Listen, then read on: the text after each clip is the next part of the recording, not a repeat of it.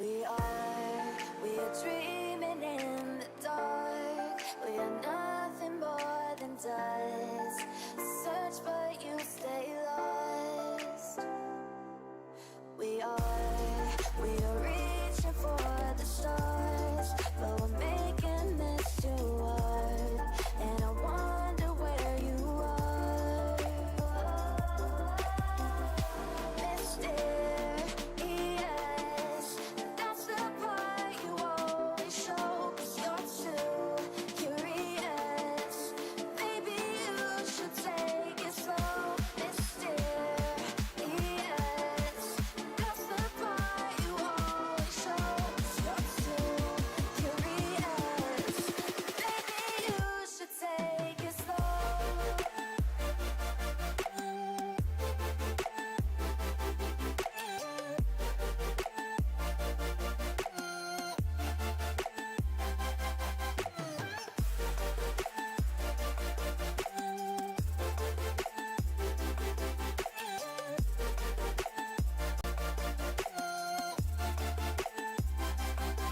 We're dreaming in the dark. We are nothing more than dust. You search but you stay lost. We are reaching for the stars, but we're making this too hard. And I wonder where you are. Mysterious, that's the part you always show. 'Cause you're too curious. Maybe you should take it slow. Mysterious, that's the part you always show. 'Cause you're too curious. Maybe you should take it slow.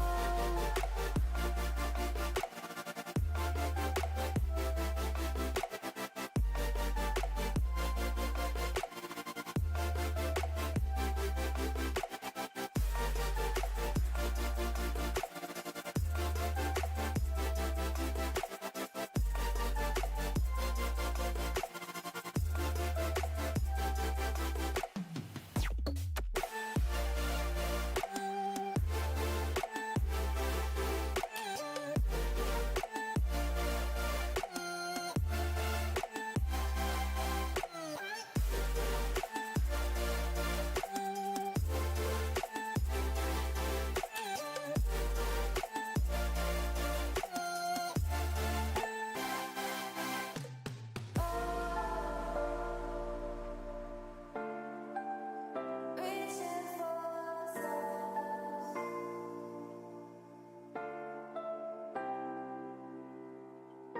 I wonder where you are.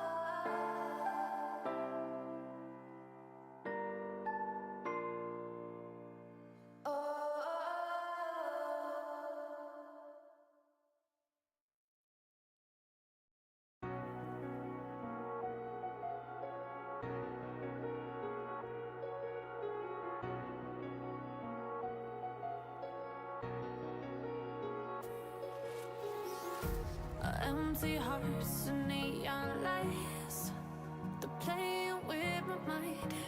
Gotta get out of here tonight. Oh, I wanna run off and fly. And I'll tell myself it's fine. Let's see. That should be me starting. Let's swap to this. You should be able to see my face now. It's been a while. It's been over a month since I last streamed, so you should be hearing me fine by the looks of it. Yeah.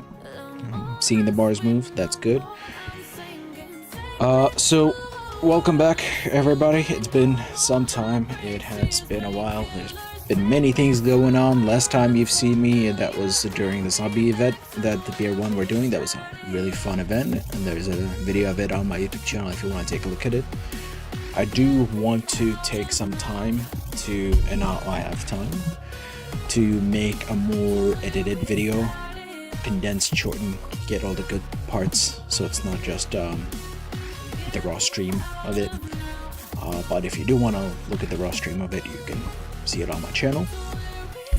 Before that, I was doing Crimson Desert, and boy, has that game did a number on me. And in good ways and bad ways, that thing is a roller coaster, and that reserves its own separate video. Maybe I'll do it later, maybe not, we'll see. But the topic of the day is Hell Let Loose Vietnam, specifically the beta. This weekend, and it's still currently on right now, is Hell Let Loose beta. People have signed up for it, and I mean like a lot of people. Let me actually see if I can take a look at the numbers. And that is of the first message in their Discord landing page. There we go. 36.7 thousand people have reacted to their Discord beta sign up channel page. The first or second message. I think that's second message. Yeah, but anyway, 37,000 people. That is a ridiculous number for Hell Let Loose, and that's just for the beta of the next game. And let's see. Let me pull up the Steam database view. I have been looking at it recently, and it's been some pretty damn good numbers. It has never been as high as that 37k. Nobody's gonna play it all at once. Not people still have, you know, jobs and whatnot that they're gonna be going to, and they're never gonna be showing up at the same time. Let's see. I hope I can find it. It's been a while back. No, I'm not gonna find it. I'll have to redo the numbers myself. Let's see. So Hell Let Loose. There we go. And then I'm going to charts, and then I'm going to compare the chart to the Vietnam playtest. Oh, there we go. For 2 games. Yeah, that's that. Let's see. I'm just gonna show it to you. One moment, please. Gonna change the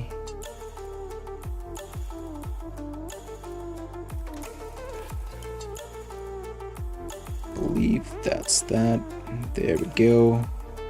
Let me make it bigger for now so you can see it. There we go. At least let me move that over. There we go. Alright, so this is the data for Hell Let Loose. This is comparing Hell Let Loose to Hell Let Loose Vietnam. There's 7k people right now in Hell Let Loose. That's a pretty damn good number, honestly. And it's rising. That's the weekend, yeah. That's the weekend numbers. So it's been going up. The numbers of the regular Hell Let Loose hasn't really changed much over this weekend, but as far as the peak of Vietnam players on Steam, keep that in mind. This is the numbers for Steam only, and that's at 2.3k during this weekend.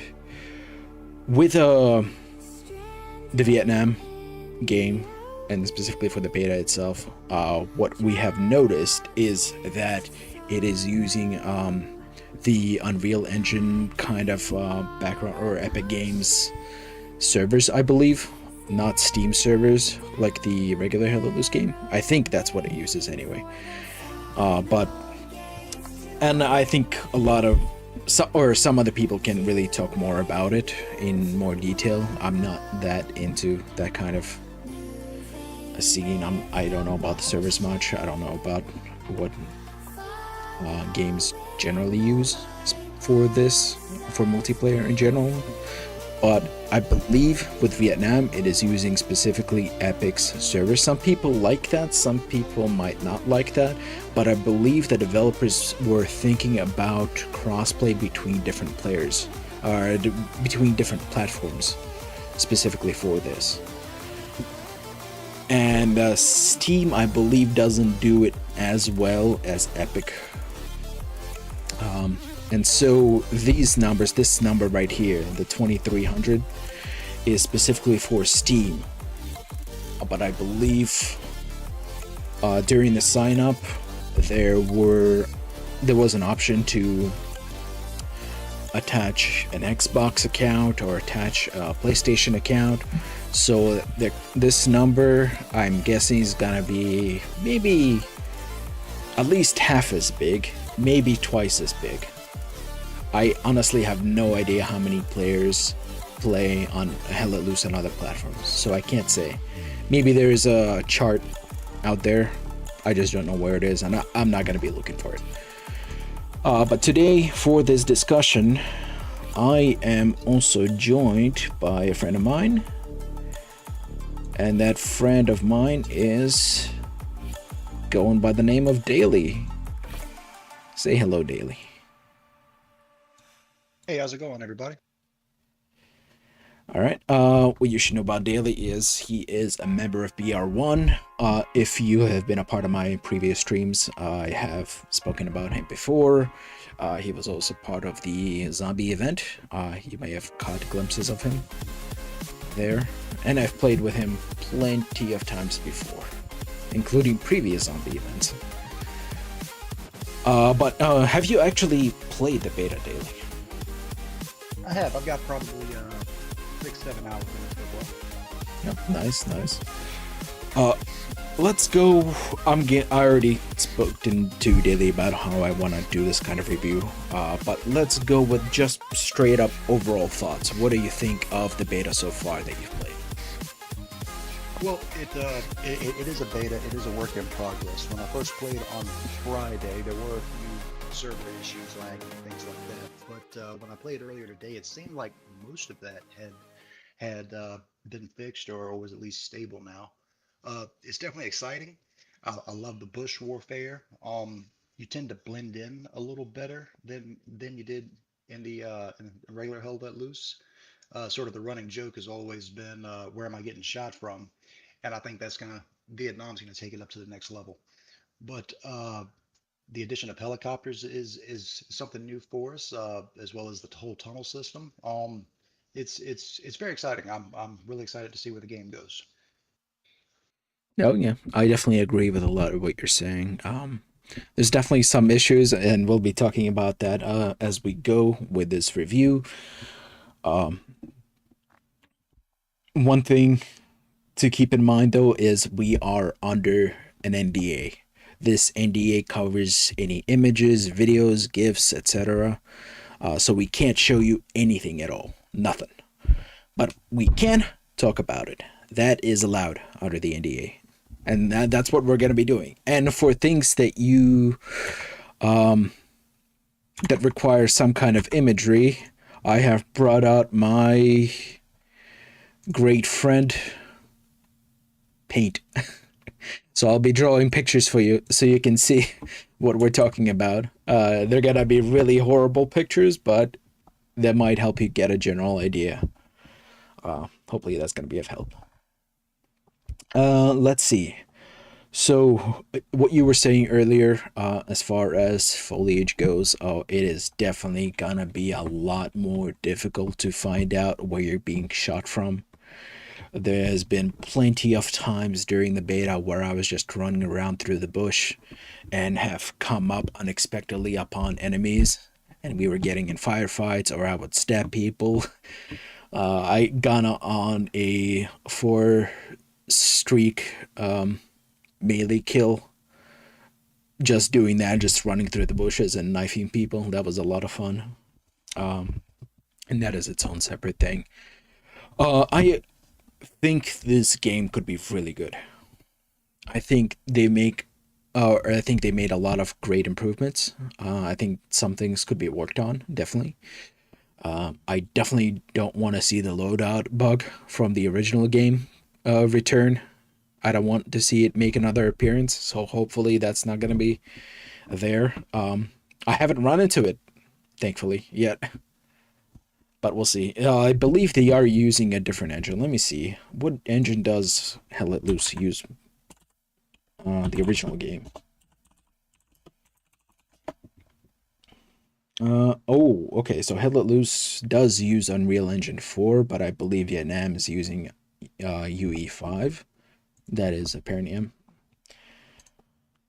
So we'll see. I They would have to um yeah, UE5 is pretty damn good in a lot of different ways, especially visually. And the game visually does look pretty damn awesome. Um, because they are using a different engine, I don't believe we're gonna run into the same bugs. There's definitely gonna be other bugs that we're gonna be running into, but they're basically redoing the entire game, the entire code of the game. I'm sure they're copying some of the basic stuff, but the majority of the code would have to be redone for the new engine. So hopefully, most likely, we won't see that loadout bug come back. All right, let's talk about the beta. So I split it into different sections. Section 1, let's talk about the combat itself. Okay, so first thing you will know about the combat is specifically more about the loadouts. The loadouts do not work the same as they did in the original game. The concept is kind of the same. You're still getting your own rifle, your secondary, your grenades, and etc. Your main class equipment, etc. But everything else is unlocked, number one, through leveling. So you have to level up that specific class to unlock specific equipment for that class. But each class has their own specific equipment. And so, like, for example, if you're playing a medic, you're gonna come out with bandages as your primary equipment that doesn't take up weight. And I'll talk about that in a second. So medic, you're gonna get bandages. If you're playing support, you're gonna have supplies as your primary equipment. If you're playing an engineer, you're gonna have your wrench as the primary equipment that's there no matter what. But for everything else, it uses weight. And different classes, I believe, have different amount of weight that they can use. So it could be like 5 weight or 7 weight. I'll have to take a look at it again just to make sure, because they might have increased that number throughout the beta. Initially, at least the first time that I noticed it was at 5, but now I've seen it be at 7. It could be class dependent, and I was thinking of different classes while I was looking at that. But at the moment, I feel like it's a little too limiting. There are some primary weapons that use the entire weight. So some weapons, like for example the RPG or the bazooka, they use 5 out of 5 weight. And so you can't even carry a sidearm while you have that. You got a bazooka, you might have a bandage, and you have your knife. And that is it for that class. I hope that they increase that. And so you also get your grenade utility slots, and grenades take a weight slot, like a utility, maybe a bandage, or you can have any class, I believe. Once you unlock it, you can maybe like add binoculars to that class, which is awesome. I love having binoculars on non-squad lead roles, so I'm gonna be using that a lot. You might have, instead of 1 grenade, you might choose to have 3 grenades or 5 grenades, stuff like that. But I don't think it is currently balanced correctly yet. I think they should definitely fiddle around with the weight numbers. Like, for example, the other notable, I already covered the bazooka weighing 5 slots. But the grenade one as well. So 1 grenade would take 1 slot, but 3 grenades, for whatever reason, take 5 slots, which makes no sense for me. What do you think about that mechanic daily? So I actually didn't make it that far. I unlocked the smoke grenades for the squad leads, and I think I unlocked something else along the way. But I kind of jumped around a lot, and then for at least half of my time, I ended up spending it in tanks.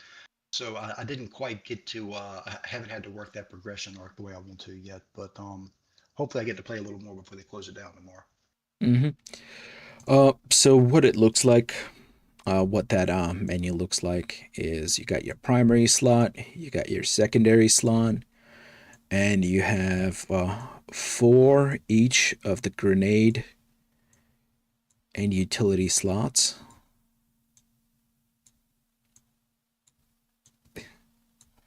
And then you also have your box of like your primary equipment. That's the stuff that doesn't weigh anything. That's dependent on your class itself.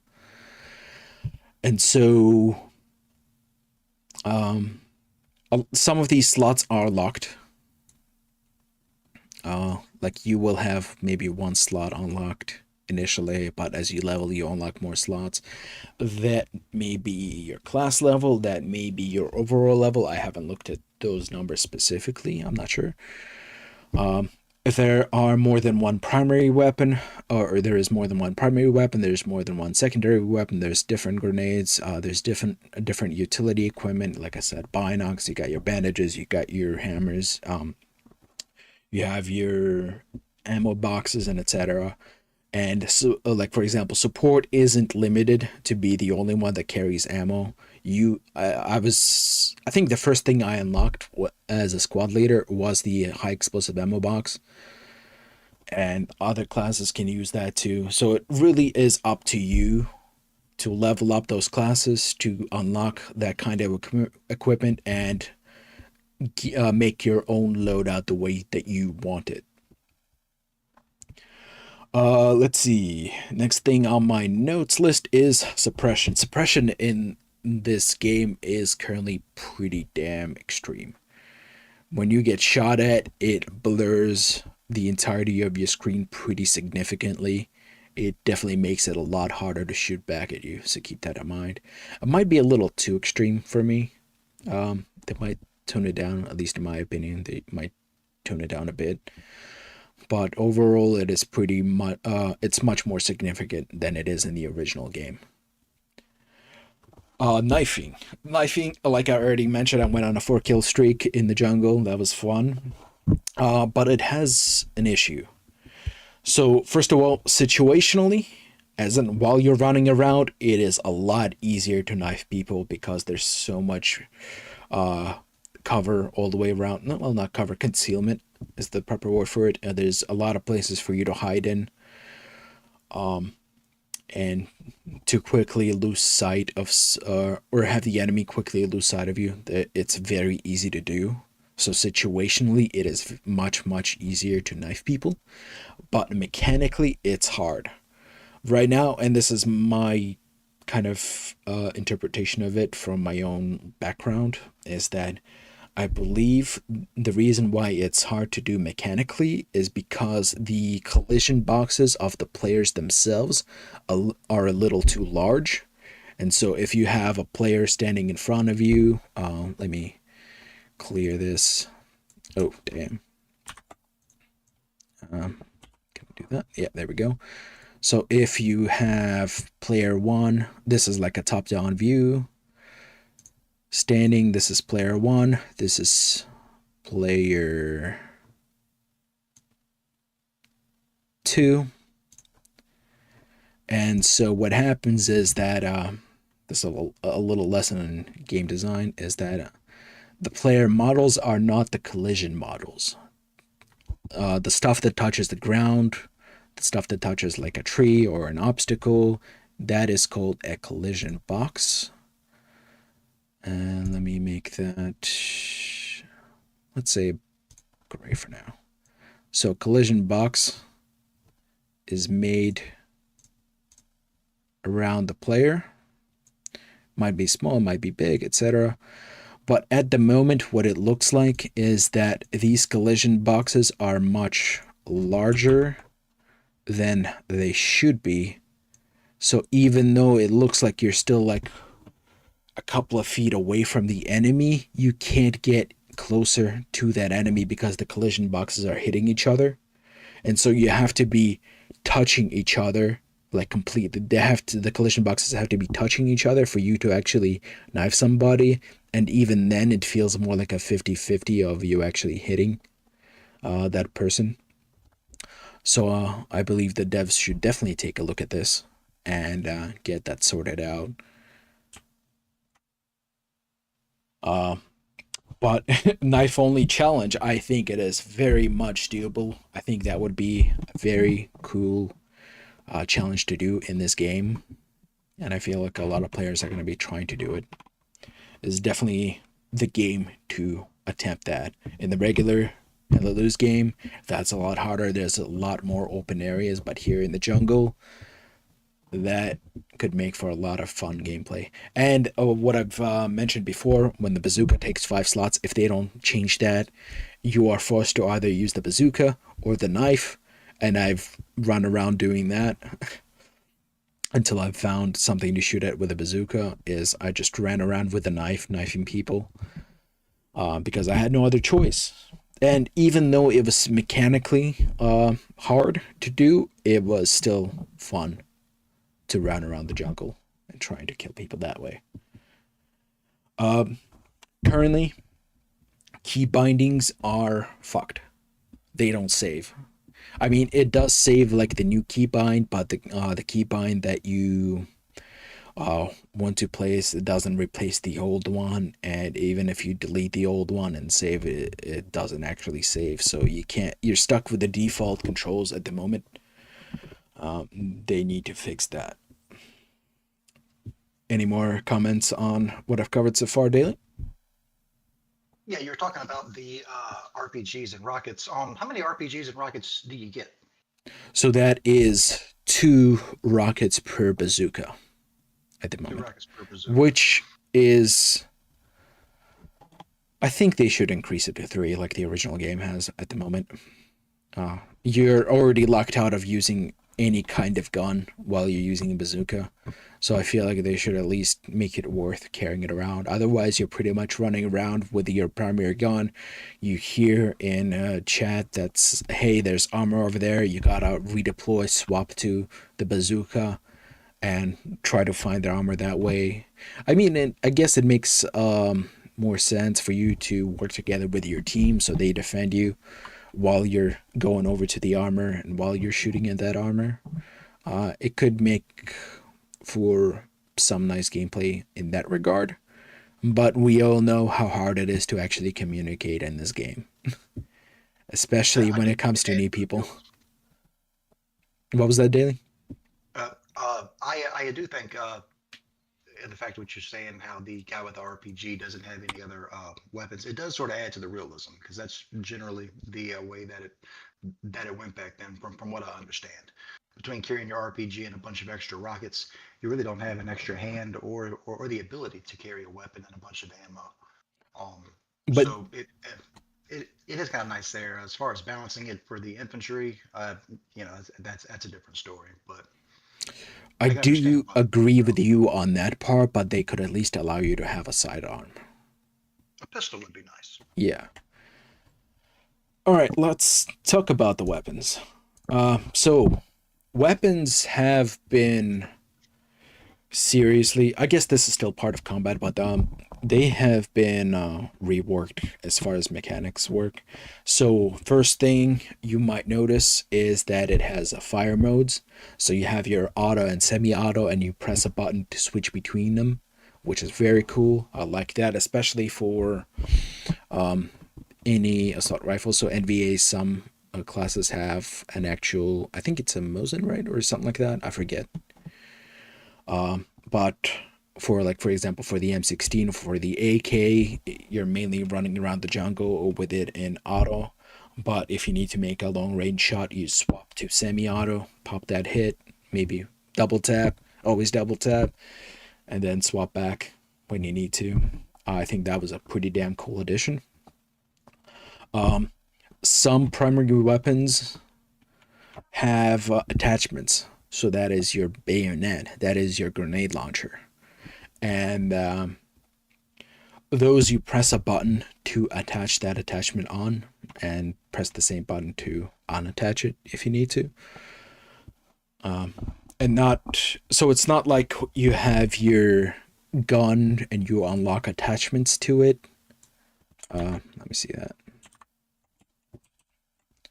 So it's not like you have your primary gun and you add attachments to it. It's more like each class might have the same gun unlocked, but for example, so there is no AT class. There is the Grenadier class. And so you start off with a primary weapon that has the grenade launcher. So that's the, I believe the NVA has that rifle that I don't know the name of, but that rifle has, what was that? Type 55, maybe? I don't know. I think so. So that rifle for that class, you start off with the version of that rifle with the grenade launcher attachment. I think the squad leader has might have the same rifle, but it will have the bayonet attachment on it. But as you level up that class, you can unlock those rifles with the attachment that you currently don't have. Some classes don't have that rifle, but with no attachment. That's that. Bayonet charges are part of the game. I haven't actually tested it out in combat yet. We'll see. I haven't really run into situations where I want to use that. If they're in front of me and it's within, like, I can just shoot them. I don't care about stabbing them. If I want to stab them, I think this is more of a habit. I just swap to the knife and melee them that way. I'll have to test it out. I'll have to test out the bayonet charges in combat. But that actually reminds me that that the game now has an actual tutorial that you go through, which explains the controls, gives you a little obstacle course to run through, test out those controls, which is pretty damn solid. I wish the original game had that. Did you go through the tutorial daily? I did. I went through most of it, and then my computer actually locked up. No fault to hell let loose, but yeah, it was very informative. Taught you how to swim. Taught you how to pull out your bayonet. Definitely some critical things that you need to know going into battle. And you definitely hit on it. The original Hell Let Loose was kind of known for not giving you any instruction whatsoever. Just sort of sends you out there and let you figure it out on your own. So it is nice to have that tutorial. Yeah. It's definitely going to be a lot easier for new people to hop into the game with that tutorial. Now, some people have mentioned that they wish they had like a firing range just to test things out, which I do think is a good idea that the original game had, but it didn't transfer to Vietnam. But I do think from my memories is that when I was playing the tutorial is that there are areas with firing ranges that you can just try to. It's just like part of the tutorial. You have to leave like the tutorial directions and do your own thing. So it's possible, but it's not like its own separate area. Overall, good, excellent addition to the game. Now, this is a pretty damn cool mechanic. So you know how in the original game, you have your magazine, you shoot some rounds in that magazine. If you don't finish off that mag, you just throw it away basically, and you put in a new one, right? And so whatever bullets you had in the old one are pretty much gone. Well, in this game in Vietnam, now that is a thing of the past. And I will try to explain it as easily as I can. So what you have at the bottom left of your screen is your magazine picture. And what you have next to it is the amount of magazines that you have for that gun that you have. So that could be like 5 mags, etc. And so what happens is that which is one other thing cool that's cool about it is that you can actually see how many rounds. You don't get a number, but you can see there's a bar showing you how many rounds you still have in your primary magazine, the one that's in the gun right now. And you can see it actually go down and up. You can see it go down as you use them up, which is a pretty damn cool part. Now, as far as the actual ammunition goes, is that the way to think about it is that there is your current magazine and the overall pool of ammunition that you have that is subdivided into magazines. So you can just picture it that way. So let's see, you have your magazine that's on you, and if you, let's say that mag counter has 6 magazines on it, that's your overall pool divided by 6. And so what happens is that if you use up some of the magazine that you currently have in your gun and you reload, the number of mags that you have here, let's say that's 6. It's hard to write on that. Let's say it's a 6.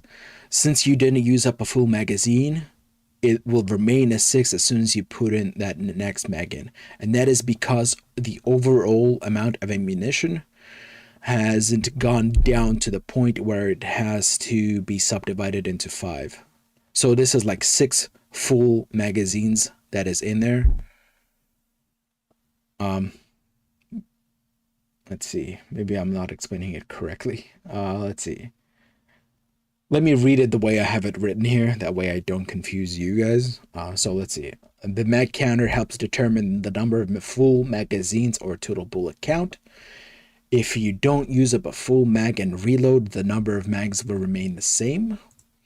If you use up a total of more than 1 mag of ammo, then the total mag count will reduce.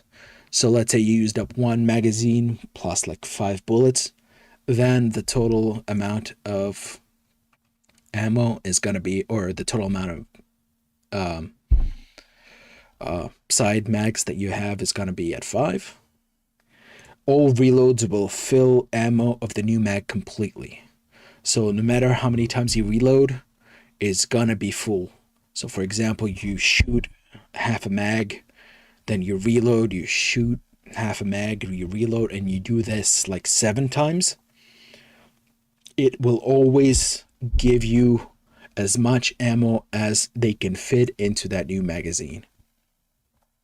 So the only time like half a mag will ever show up when you reload is when you've used up almost all of the ammunition, to the point where you only have the ammunition that is like less than 1 mag. There we go.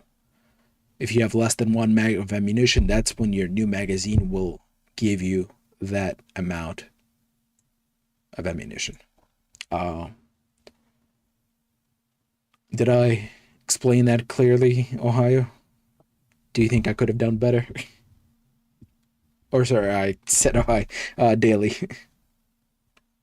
I think you hit on it pretty good. I think what you're trying to say is like if you've got 2 rounds left over in each mag, when you get to that very last mag, after going through 3 of them, you'll have, or 4 of them, you'll have 8 rounds left in that magazine. Is that pretty much? No. So what happens is that every time you reload, no matter what, no matter how much ammunition you used in previous magazines, it doesn't like come back around. So if you used in your very first magazine that you've used up half the ammo, then you've gone through the entire cycle of mags to come back to that first one.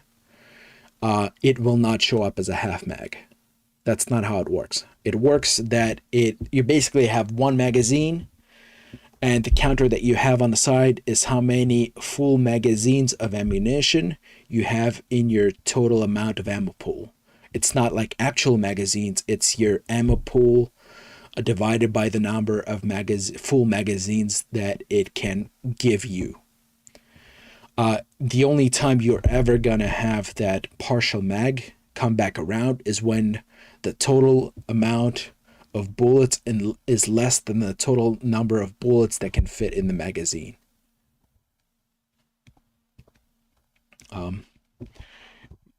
Frankly, I don't think it's gonna come around in terms of gameplay. It's not gonna show up that often. You're probably gonna die way before you run out of bullets most of the time. But that's just a difference in terms of mechanics of how Vietnam is different from the original game. Let's see.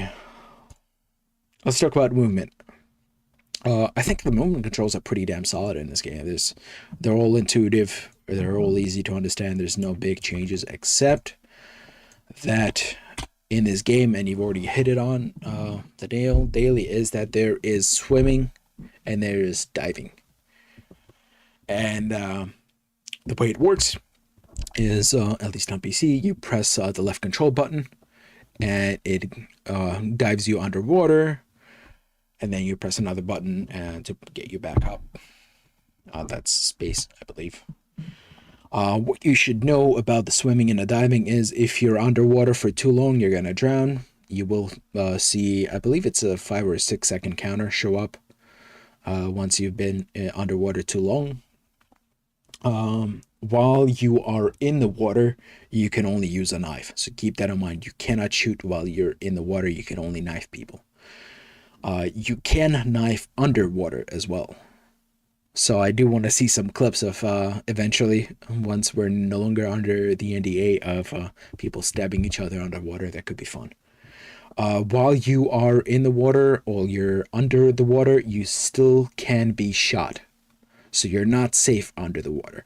But it is difficult to shoot you while you're underwater. It's very hard to see you. And even when I was testing it, with, I believe that was Graymoor, Ohio, for my unit. Even when I knew where he was physically in the water, it was still very hard, not only to see, to even shoot him. So keep that in mind. If you want to stay safe, or safer, dive under the water. You can swim pretty fast under the water, so use that to your advantage to get away, to hide. Even if you need to come up for air, you can just come up and quickly go back down. It's going to reset your dive counter. As far as diving goes, it's not free diving. You don't just swim around however deep you want under the water. What happens is that if this is your water level, what happens is that you are dropped. This is you above water. You are dropped a specific amount under the water, and your underwater movement is stopped at that specific level. So you cannot go down. This does not work. You cannot go even further down. So you're at that specific level. Let's see. Yup. And parkour. You know me if you've seen my streams. If you know me personally, parkour is awesome. It's a major part of how I move through this game, or these games, and frankly, it feels better in Vietnam. It feels pretty damn good. It's a little easier to do. I still have to test out if you can, what you used to be able to do in the original game, where you go up a fence and immediately turn the camera so that you can walk on the fence. Right now, in the original game, you hop over a fence. You don't stop on it. You have to keep going, which I believe was a big mistake on their part. They should have kept that old mechanic in. So, but I do have to test it out in Vietnam if I can still do it. But overall, running around rooftops, climbing on stuff feels pretty damn good. Any comments on the movement daily? I think you pretty much hit all the important notes. The movement does seem really smooth. I thoroughly enjoy trying to run from bush to bush. The way you can kind of hide in there and conceal yourself is definitely something new to the Hell Let Loose experience. The swimming, you hit the nail on the head with that one. It seems like you swim up 2, 3 feet underwater somewhere in there. And if you're trying to shoot at someone swimming, your best time to hit them is before they go under and when they come up, because they do seem to be pretty much invisible underneath. But yeah, I think you pretty much covered everything as far as movement goes. Very smooth. All right. Um, Next up, let's talk a little bit about the video or quality of the game itself. I think visually, I already hit upon it, is that visually it is pretty damn good looking. It is using Unreal 5, so it's using that engine, and that engine is known for its ridiculously good graphics. That means you are going to get your ray tracing if you want it. You are going to get that image resolution quality increase. You get upscaling. I mean, you got your DLSS. You got your other upscaling methods, which can be good, but that also means that your rig is needs to be at least in the last few gens. There are specs that the devs have released as far as minimum specs and recommended specs. I believe you can just look it up. I'm not gonna pull it up right now. But they're pretty decent specs. So some people who have run the original game might not be able to play Vietnam because of that. So keep that in mind. Look at the specs once the game comes out to make sure that you can play the game. At the moment, motion blur and film grain to a minor degree are bugged. No matter what setting you choose, if you turn it off, it's still going to be visible, and it's extremely infuriatingly annoying. A lot of people are complaining about it.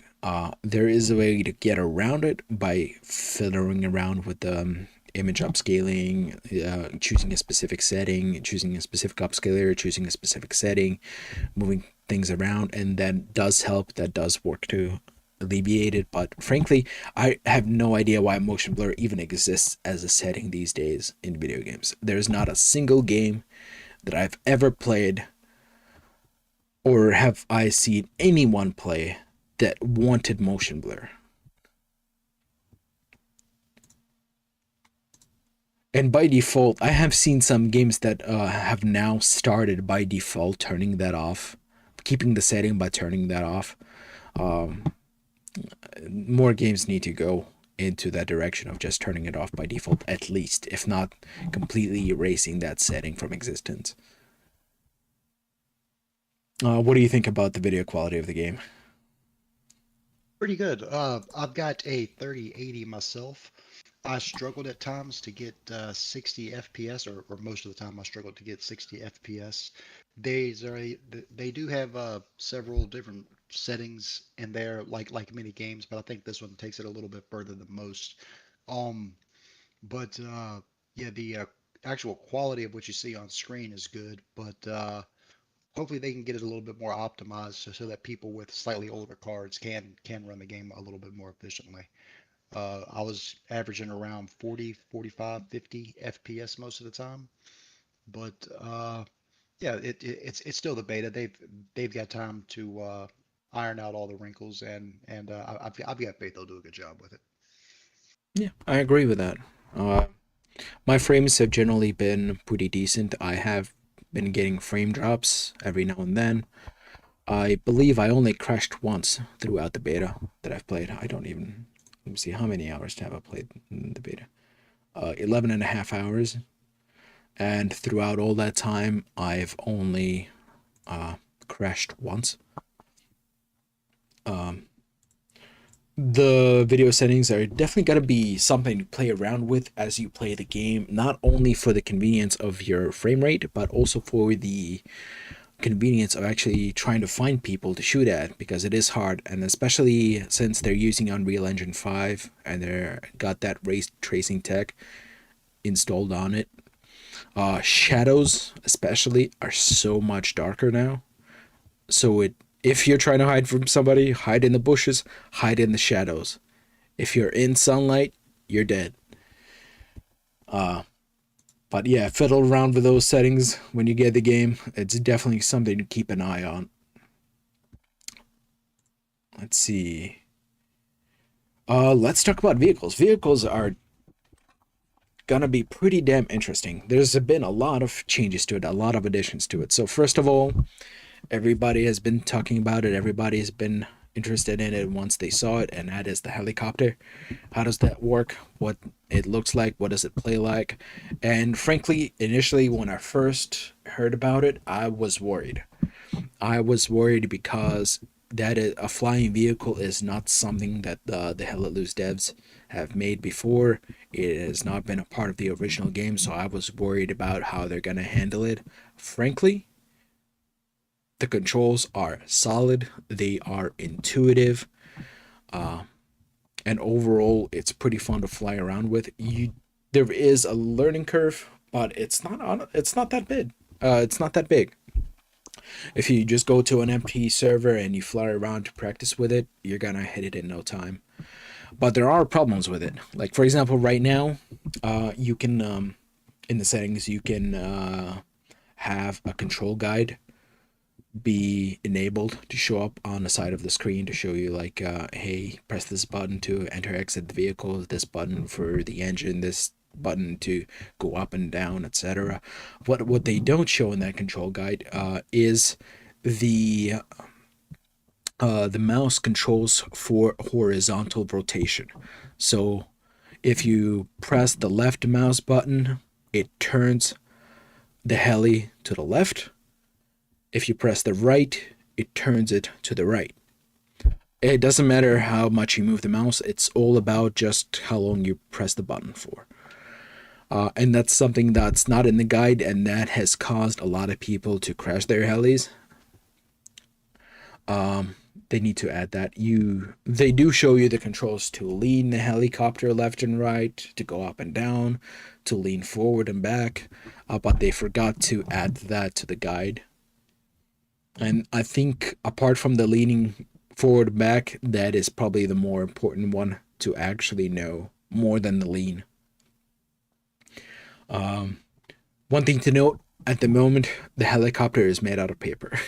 It's not worth flying it in the current stage, apart from just for the novelty factor of it. It like barely touching something while you're in the helicopter just instantly explodes it. You're done. And bullets shred through that thing pretty damn easily. Not small arms fire, so keep that in mind. But the MG can take it down. Anything else can take it down pretty damn easily. You can shoot the pilot out the window, or the other people in the helis, you can shoot them out. So keep that in mind. You can still do that. That's great. Let's see, what else do I have here? Oh, liftoff. So when the match starts, you cannot lift off the ground until that warm-up timer, I believe that's 3 minutes. You cannot lift off until that timer hits 0. And I believe they made it deliberately so that people don't crash into the invisible wall.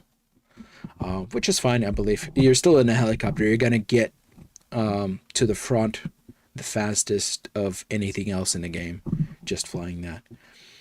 What people haven't been talking about, that I've noticed while playing around on an empty server, is that there's more than one helicopter. Apart from the passenger helicopter with the side machine guns that they have, is that there also is a supply heli. This heli doesn't have passenger seats, so it's just pilot and co-pilot. But this supply heli has the option to drop 2 supply packages from the co-pilot seat. So you have to be in the co-pilot seat to drop them. The problem is, there's 2 problems. Number 1, These supplies are 50 each. So it's only 50 supplies each. Number two, you have to be low to the ground to actually drop them. So you cannot just fly high over the area, drop the supplies from high up while you're safe. No, you have to be pretty much by the ground to drop those supplies and then lift off. And it's only 50. So I believe those numbers should be worked around with because right now it is not safe or even worth doing that, especially where you can have just your support person do that instead. It could be useful for other way. I mean, like in general, if they improve those numbers, that could be really, really interesting to use. More so than the passenger heli, because as it stands right now, it's hard to shoot at anything out of those machine gun seats, unless the heli is hovering or not leaning. So there does need to be, if you do want to shoot at something, you do need to communicate with the pilot to make sure that you're in a position to do that correctly to actually hit something. As far as the passenger heli goes, if you're in the co-pilot seat, what you can do there is use a flare. Every heli has a one use flare inside the co-pilot seat, and that works just like in the original game. You shoot a flare, you get a circle of pings around you or around that flare. I do believe those supplies and that flare can be reloaded if you go back to HQ to resupply. But keep in mind that to repair or resupply, what you need to do is not only land on the ground, but you need to turn off the engine. Let's see. While you're flying around, we just tested it out for fun, but apparently the helicopter cannot destroy OPs by flying around or next to them. So the OPs are safe from helis. You can still block out spawns if you're hovering next to a spawn. So you can still red them out. Nobody can spawn on it. Situations to use that are probably going to be extremely rare to none. But hey, at least now you know. And what is very interesting about the heli is that if there is no input, so if you're not moving it, if you're not leaning, if you are not rotating, the heli goes into the default hover state. And that came as a very interesting scenario. That's how we found out about it, is that during testing, one of my guys on my team was flying the heli. He was pretty high over the enemy point, and what happened is his game crashed. And so, hey, what happens now? Well, the heli went into its default hover state, and it was just hovering then for like 15 minutes over the point, just doing absolutely nothing, hovering over the point by itself. There's nobody in it until somebody else on the enemy team shot it down. But keep that in mind, because that could be a pretty damn cool mechanic to use. Any thoughts on a heli? Have you flown it, Daily? I have not flown the helicopters. I was the door gunner twice. I got shot out of the door gun both times, but both times I managed to get a kill before it happened. So that was a pretty cool trade-off. You said the helicopters were like paper, and in terms of them crashing into things, I can't really speak of that because I never landed in a helicopter.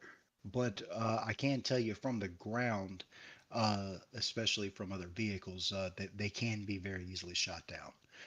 There's definitely going to be some balancing players and teams are going to have to do between choosing to risk the fuel for helicopters and on the other side of that, the upside, the great mobility that it will give a team.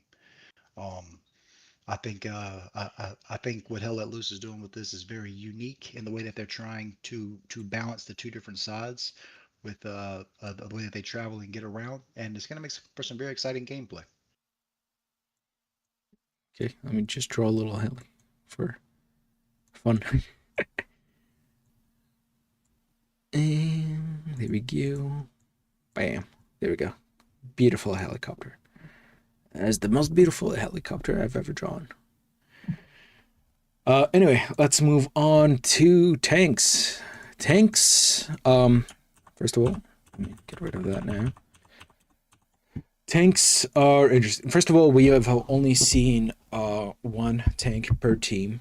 I don't know if there's more. I hope there's more. But there was only one type of tank per team.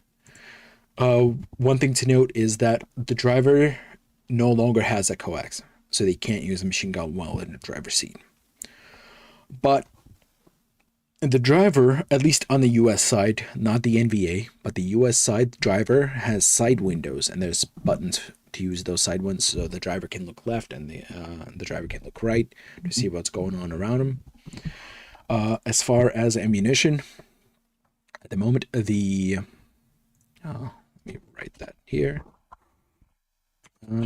So tank has 40 AP, 40 HE, and 10 smokes. And that's for both sides. I think those are pretty decent numbers. Do you remember how much ammo the tanks currently have? Let's say a medium tank. In the original Hell Let Loose? Yeah. It varies from faction to faction. But I did feel like the tanks in Hell Let Loose were a lot more evenly. Or let me rephrase that. All the tanks so far seem to have the same amount of ammunition. I think it was 40, 40, and 10, if I'm not mistaken. And then the gunner gets 6 belts of 7.62. All right, let's see. The tank commander has his own little special ability, which is pretty damn awesome. When you use it, the tank commander has a smokescreen ability, like the helicopter co-pilot seat flare. You only get one use of it, but it blocks off a really massive view around the tank, so you can use that to get away from the enemy or to do something else. Overall, the effect of it is really impressive. I think a lot of people who are interested in doing tanking will have a lot of fun with that ability. As far as damage number goes, let's see, we have tank. Let me actually just copy paste this. Oh, there we go. All right, so these are tank versus tank numbers. These are, again, just the tanks that we've used in game. And so if you're aiming for the engine, that's one shot, 100% damage. That's a pure kill using an AP engine shot. Well, it doesn't kill the tank. It just completely destroys the engine. You might need to shoot it once more to blow it up. But that is 100% engine damage. You will not be able to start up the tank unless you repair that. HE, no damage. Turret, if you hit the turret with an AP shell, that's 86% damage. With an HE, no damage at all. Tracks is interesting. Tracks, both AP and HE, do 75% damage. So if you are driving around with an HE loaded to kill infantry, but suddenly you see a tank, you might as well unload it straight into an enemy track on that tank just to deal something, just to slow them down until you put an AP to shoot at the tank itself. The front hull as an AP does 70 to 75% damage. I might be wrong in terms of the 70% or the 75. I forget which one exactly. There is a little bit of confusion about that, but overall, one of these numbers is correct. So keep that in mind. The reason why I put front hull is because tanks on both sides, it is a very hard to pretty much impossible to hit the hull on any other angle except the front, just because of how much distance there is between the tracks and the turret. So that makes tank combat or trying to kill a tank a little bit easier because you only need to worry about these four things. Well, five things. Fifth being the ammunition that you're using. But you got your engine, you got your turret, you got your tracks, you got your hull. That's all you need to do. These were tank versus tank numbers. What I have next is the numbers for man versus tank. Ooh, let me make that bigger. Let me move that over. Let's see. There we go. That way you can see it better. So when you are playing as a grenadier or rocket launcher or with a rocket launcher, these are the things that you need to keep in mind. Number one, grenade launcher does no damage to any part of the tank except the tracks, and that only does 15% damage. So that's why you need to switch to a rocket launcher to do anything at all against tanks as infantry. So an engine shot with a rocket launcher gives you 53% damage, but at the same time, it also damages the hull by 33%, which is interesting. I'm not sure why they did that, but still, that means two shots and you kill the engine. Turret does 48% damage. With the rocket launcher, tracks with the rocket launcher gives you 33% damage, which is surprisingly low, in my opinion. But hey, especially considering that you only have two shots with it. So you can't even kill tracks as a rocket launcher. But for some reason you can kill turret. Or almost kill turret. Front hull, no damage whatsoever. If you're playing with a rocket launcher, stay away from the front, period. There's no reason for you to be there. Unless you're shooting at the turret. AT mine is bugged right now. The AT mine is bugged. So first of all, the way we tested this, we put a mine on the road in front of it, and for some reason, well, one thing is they did that mine did 50% hull damage, which is a decent number. That's fine, but it does zero damage to the tracks. That makes zero sense to me. Why does it not do any track damage at all? Next thing we tested out is having two mines next to each other, and for whatever reason, two mines next to each other deal less damage than one mine.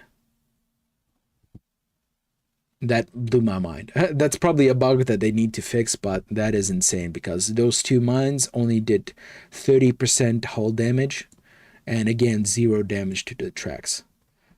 It's definitely going to be in my report to the devs once the beta is over, once we get that survey and whatnot, because that needs to be fixed. And at the moment, I have not seen the satchels in game at all. I haven't looked through all of the loadout options, through all of the equipment options, but I haven't seen them there or being used by other players yet. It might be there, just need to be unlocked later on, but at the moment I haven't seen it. What are your thoughts on this so far, Daily? All of it sounds spot on, and I've certainly learned a lot. I haven't exactly played around with killing the tanks. I have spent a fair amount of time in the tanks. I actually went back and looked. I've got a little over 11 hours in the game, so I kind of undercut it earlier. But more than half of that time is in the tanks. You were talking about the rockets. Right now in the beta, and I'm sure this will change, it kind of seems like the tanks have free reign. We can drive a tank straight into the point and pay almost no penalty. I'm sure as more people get higher rank and unlock more things, satchels might become an issue. More people running around with rockets will certainly be an issue. But as it is now, the tanks are very, very powerful weapons in the game. But as a tanker, I kind of like it that way. Um, Of I, course I you I do. mean, I'm not complaining. Not one time that I can remember did I die to enemy enemy infantry troops. Um, a couple of games I didn't die at all. Uh, I was finishing with a kill death ratio in the 60s. It was great, man. I hope they don't change it. But I hope they do. yeah, I will say this though. You're 100% right about the tank classes. So far, all we've seen is the mediums.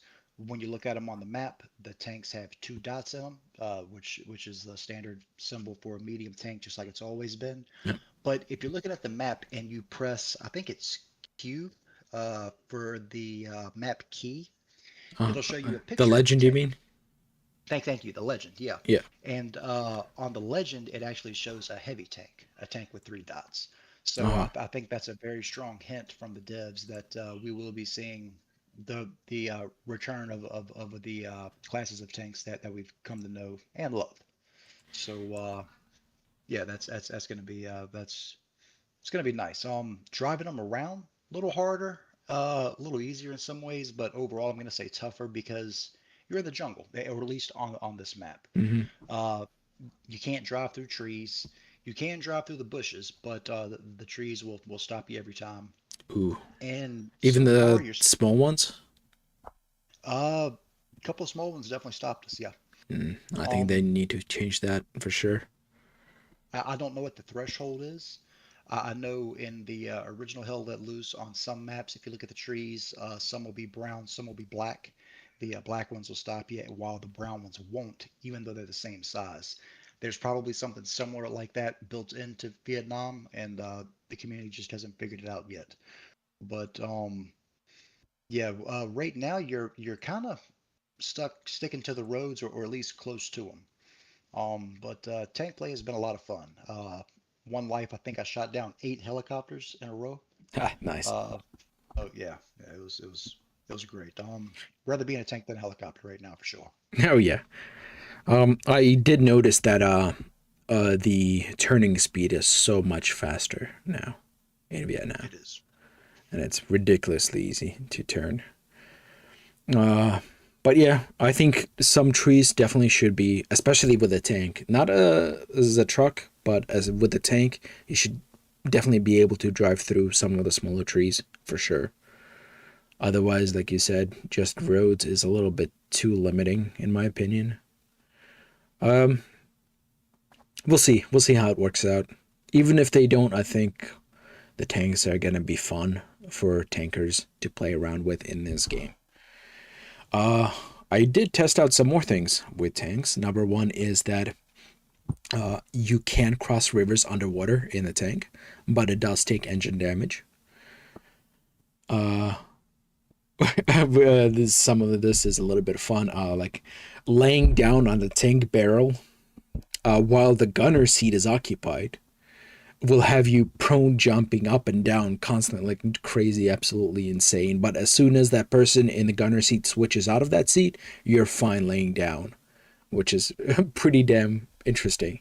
I think that is because of how the seat works. So there is maybe like a player collision box inside the tank, and as soon as it switches to the gunner seat, that collision box switches to the end of the turret for some reason. That is my thinking on it. It's a small bug that the devs should take a look at, but overall it's not that important. But I feel like it's still fun for a lot of people to be able to stand on turrets or lie down on, or not the turret, the barrels, just for the sake of fun. Let's see. Oh, and here's a funny story that happened to me while I was doing a tank. I was testing out how powerful the tanks are compared to the trucks. So we were doing a tug of war. We were just facing each other, me and the tank, the other person in the truck, and we would run into each other. Obviously, the tank won out. The tank was more powerful, and it was just pushing the truck like it wasn't even there. But at some point, my tank flipped upside down completely, and it was still slightly moving around. So I decided to get out, and walk around to see what it looks like. But it spawned me on top of the tank, which is at this moment the underbelly of it that's facing up. So I was not only on top of the upside down tank, but at the same time, that tank was sliding towards my HQ. So I was just sitting on it. I was surfing on that tank all the way back to HQ.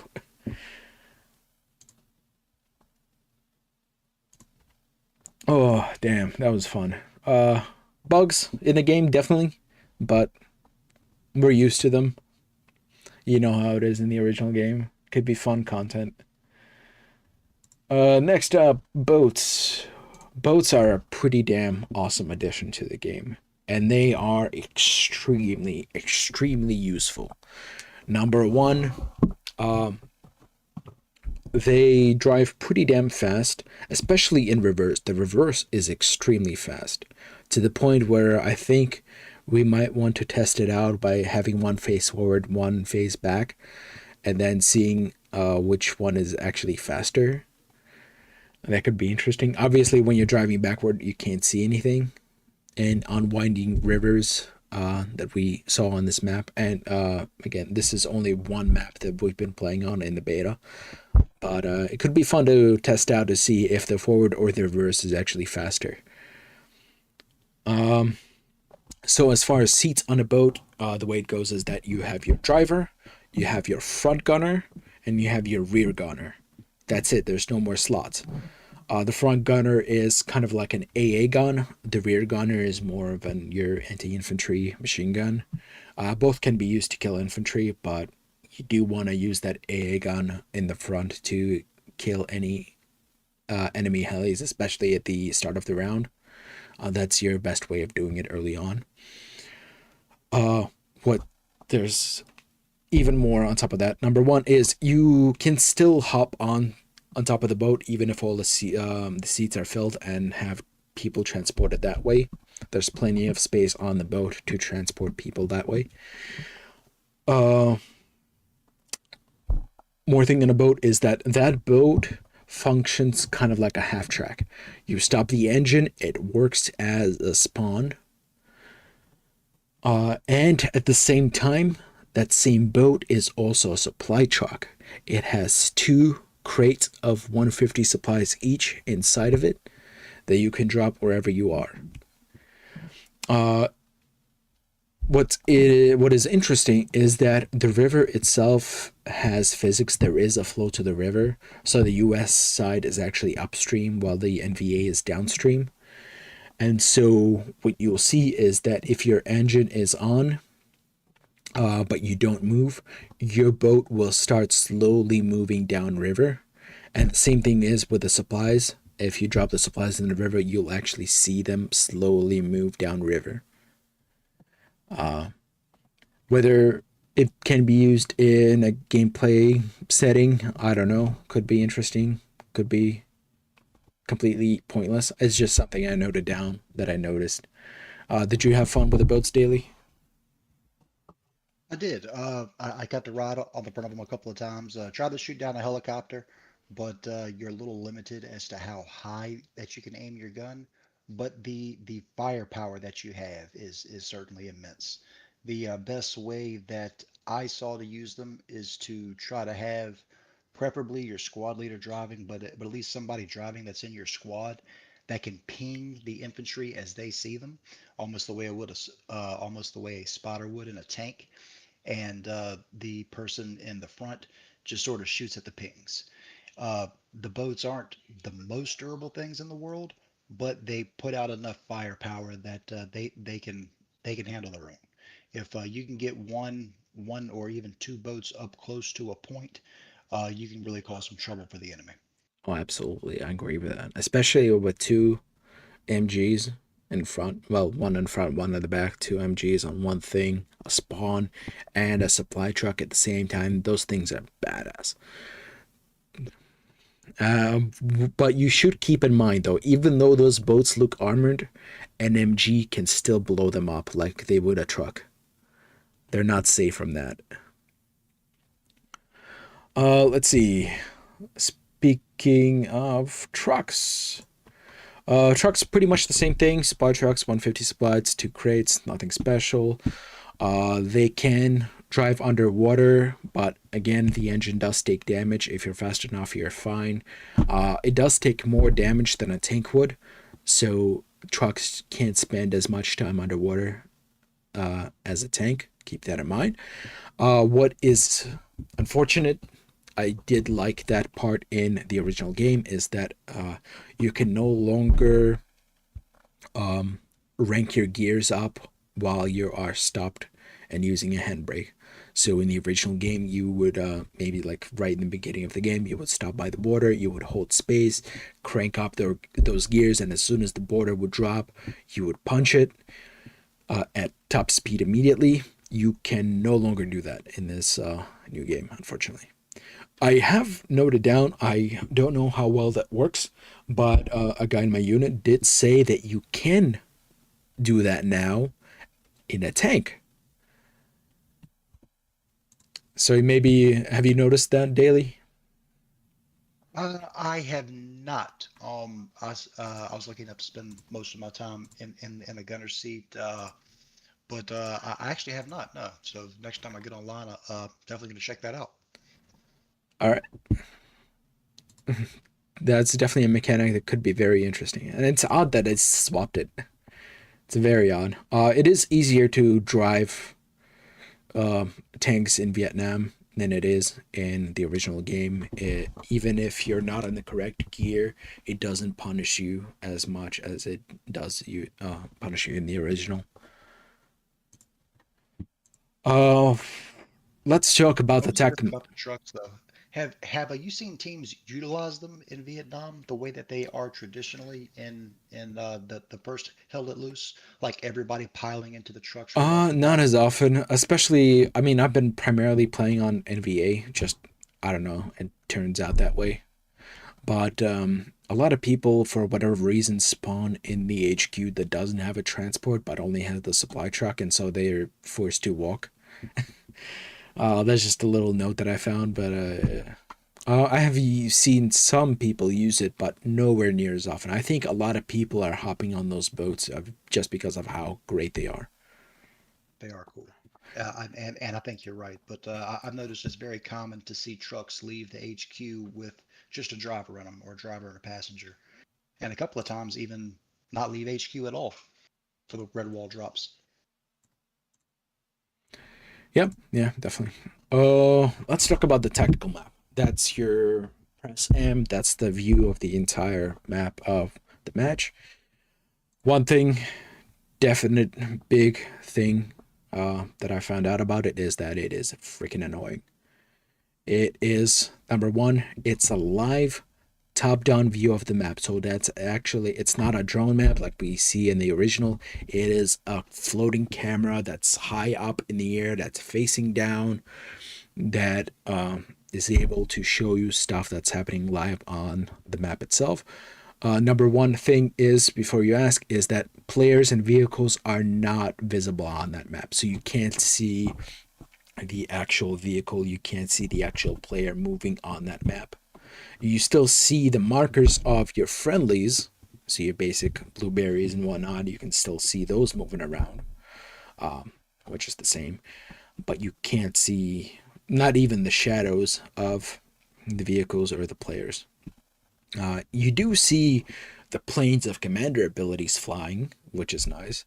You see actual explosions happening in on the map as they are happening in the match itself, which is pretty damn interesting, especially for people that will be playing as a mortar crew, or if you're seeing commander abilities drop down, you see each individual explosioning happening. But especially for the mortar crew, it's gonna be extremely useful to see where their shots are landing, which is damn cool. I do like that part. But overall, problem is that that tactical map right now is annoying in a way that, first of all, it goes full screen. It's not like a little box in the middle of your screen anymore, but you can still see the sides of your actual view.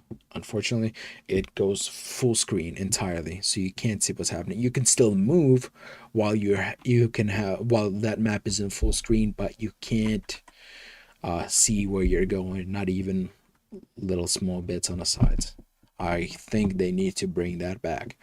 It is also, in terms of performance, a lot of people have noted that it hinders their performance a bit, and I hope the devs optimize that, because right now, like I said, it is a live cam, so anything that happens, any like effects that drop down performance will be affecting that live top down map view. And for some reason, that live top down view also has shadows, and as far as performance goes, those shadows definitely do a lot for that performance. So I think this is my suggestion to the devs, is that if they want to decrease or improve that performance of the top-down map, is that they just turn off the shadows. There's no reason for us as players to see shadows on a top-down view of the map. We want to have clear indications of what's going on, and right now it is very hard to pick things out. It's very hard to see things on that map. They need a lot more legibility to it for people to improve that. Personally, I like the stylized view of the original game a lot more, even if some of the drone parts aren't correct, as in the live game. So, for example, there's some places, some buildings that are on the map in the original game that don't exist or not in the correct place alive, or some places that exist but aren't on the map at all. Even even with that, I still prefer the stylized version of the map more. But I do, like I said, love the ability to see the explosions, to see stuff happening live as it happens. That is a nice part. They just need to optimize it as much as possible. And one thing, the little nitpick, is that you cannot press escape to exit the map. You have to press M again to get out of it. It's just a little quality of life thing that they should add to it. What's your experience with the map daily? You know, I think you hit most of the high points. I will say the map looks really cool. When playing mortars, it's awesome to be able to actually look at the map and see the dust cloud get kicked up. When the commander calls in his special abilities, to see the strafes come across the map in real time is cool. And aside from that, the map looks visually appealing. But you're 100% right. The map is absolutely huge. Every time you pull it up, I have to first zoom out, then click and drag to where I want to see, and that takes time. It's definitely a little bit aggravating, but I don't know that it's a bug as much as it is a feature. I think it's done to kind of show the scale of the game in a way, and there's a lot of very important information you can get from your map, and getting efficient with working it is something that can really benefit you. Uh, it is a top-down view, but to me it seems it's not a straight top-down view. It's almost like a 30 degrees off to the side kind of a top-down view, if that makes sense. Possibly, I think, Uh, yeah, you might be right. There might be yeah, like a slight angle. yeah. But the map looks great. It's definitely gonna take some getting used to. I like some of the things they did. Some of the other things, not as much. But as long as they can get the bugs worked out, it's a pretty cool feature. I like what they tried to do with it. I really do. Hmm. I think what you said about movement and etc. It does feel slow. A part of that is due to the actual mechanics of dragging things out and zooming in and out.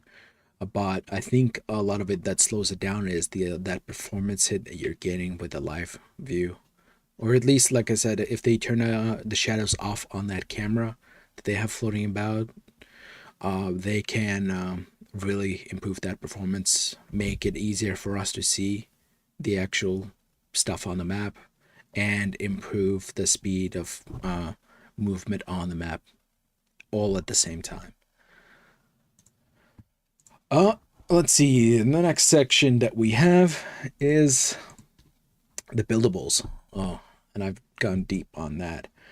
Obviously, you have your.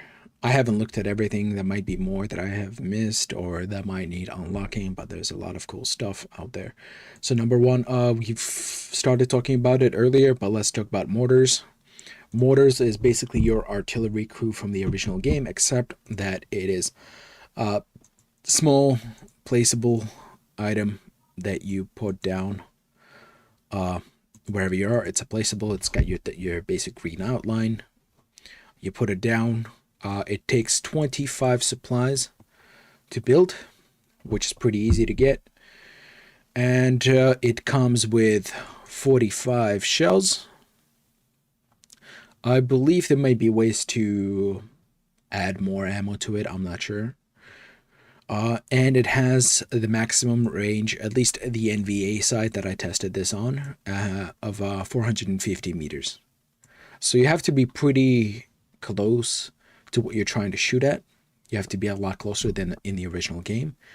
But this is at least the NVA setup of the mortar.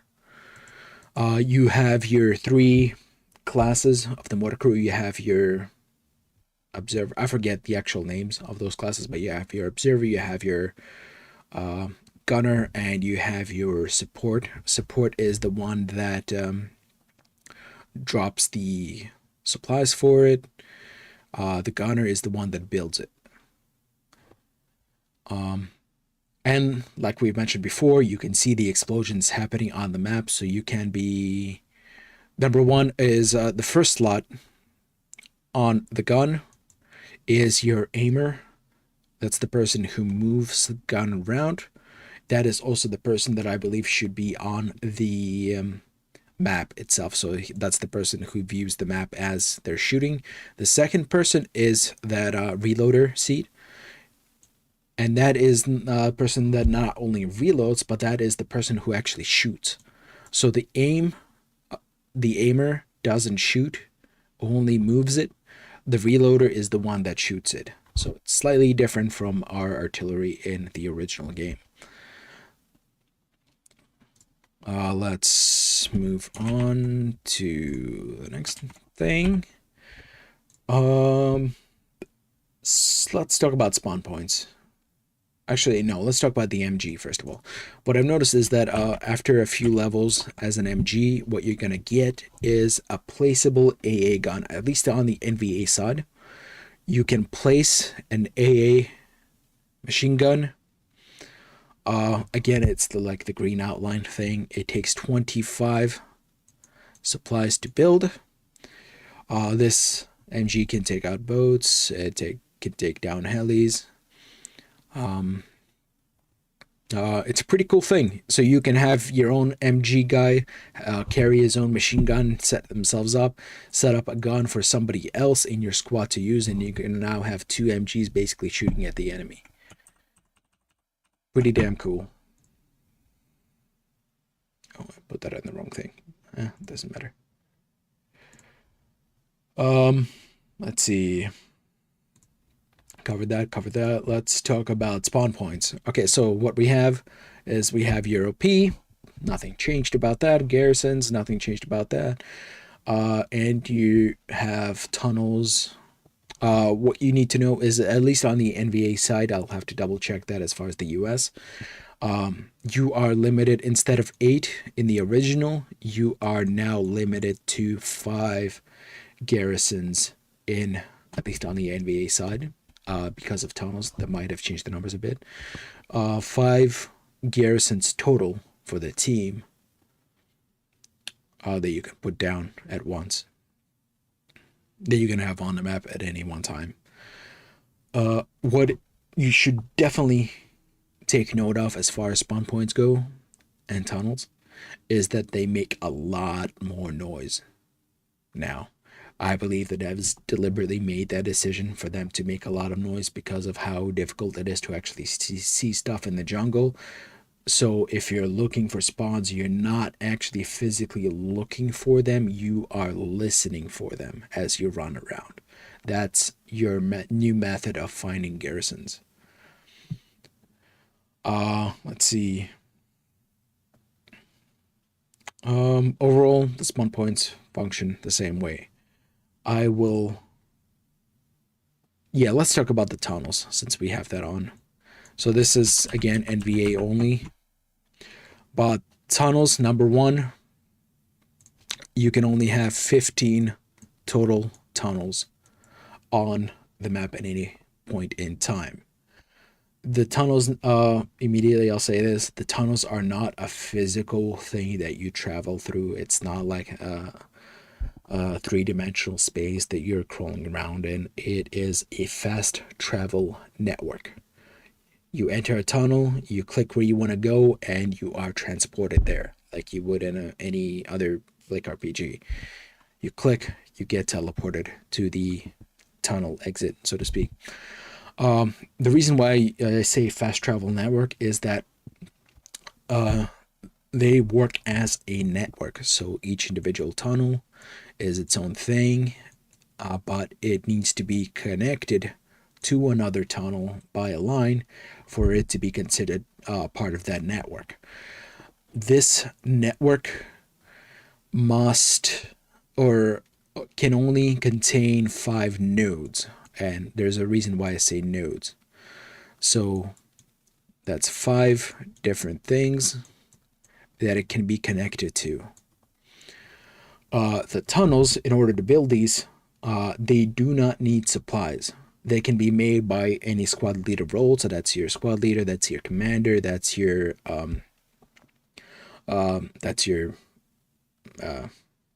what's that word I'm looking for? The recon, scout, observer, whatever it's called, I forget. But that's your 5 nodes. Any squad leader role can build them, and they don't take supplies. So if you're playing NVA, get those built. Even if you're not using them right now, you can connect them later. Get those built. Tunnels can be placed in a neutral territory. They can be placed in the red zone, but they cannot go into a locked red zone. So keep that in mind. So it's basically like your garrison locations, except the neutral part. You can put it in red, but you can't put it too far deep into the red. I'll pull that next to that. Let's see. They do need to be at least 100 meters apart from each other to be placed, which is a pretty small number. There shouldn't be any problem to make that. Honestly, they might need to increase that a bit more. I don't know. They might fool around with those numbers. We'll see. Right now, I would say NVA has the US beat in terms of game balancing. I think just because of the tunnels, NVA is gonna win more matches than the US. But a lot of people are still learning this mechanic, so they're not used to that. What's interesting is that the reason why I say nodes, so 5 nodes total, is that a tunnel network may contain tunnels. So that's the actual tunnel thing that you build. But you can also add garrisons to the tunnel network as well. And not just one, you can have multiple garrisons on a single network. So what happens is that you spawn, let me turn that into, let's say that's a garrison mark. All right. So a garrison can be connected to a network. That means you can spawn on that garrison and immediately enter the network from that garrison to fast travel to any connected node on the map. There is a maximum distance of how far apart these nodes may be. I don't know the exact number. We might need to test things out with that later. But I believe at the very least, I've seen networks that have been connected at least 2 grid squares away. So that's actual like 200-meter grid squares. I hope the numbers are the same.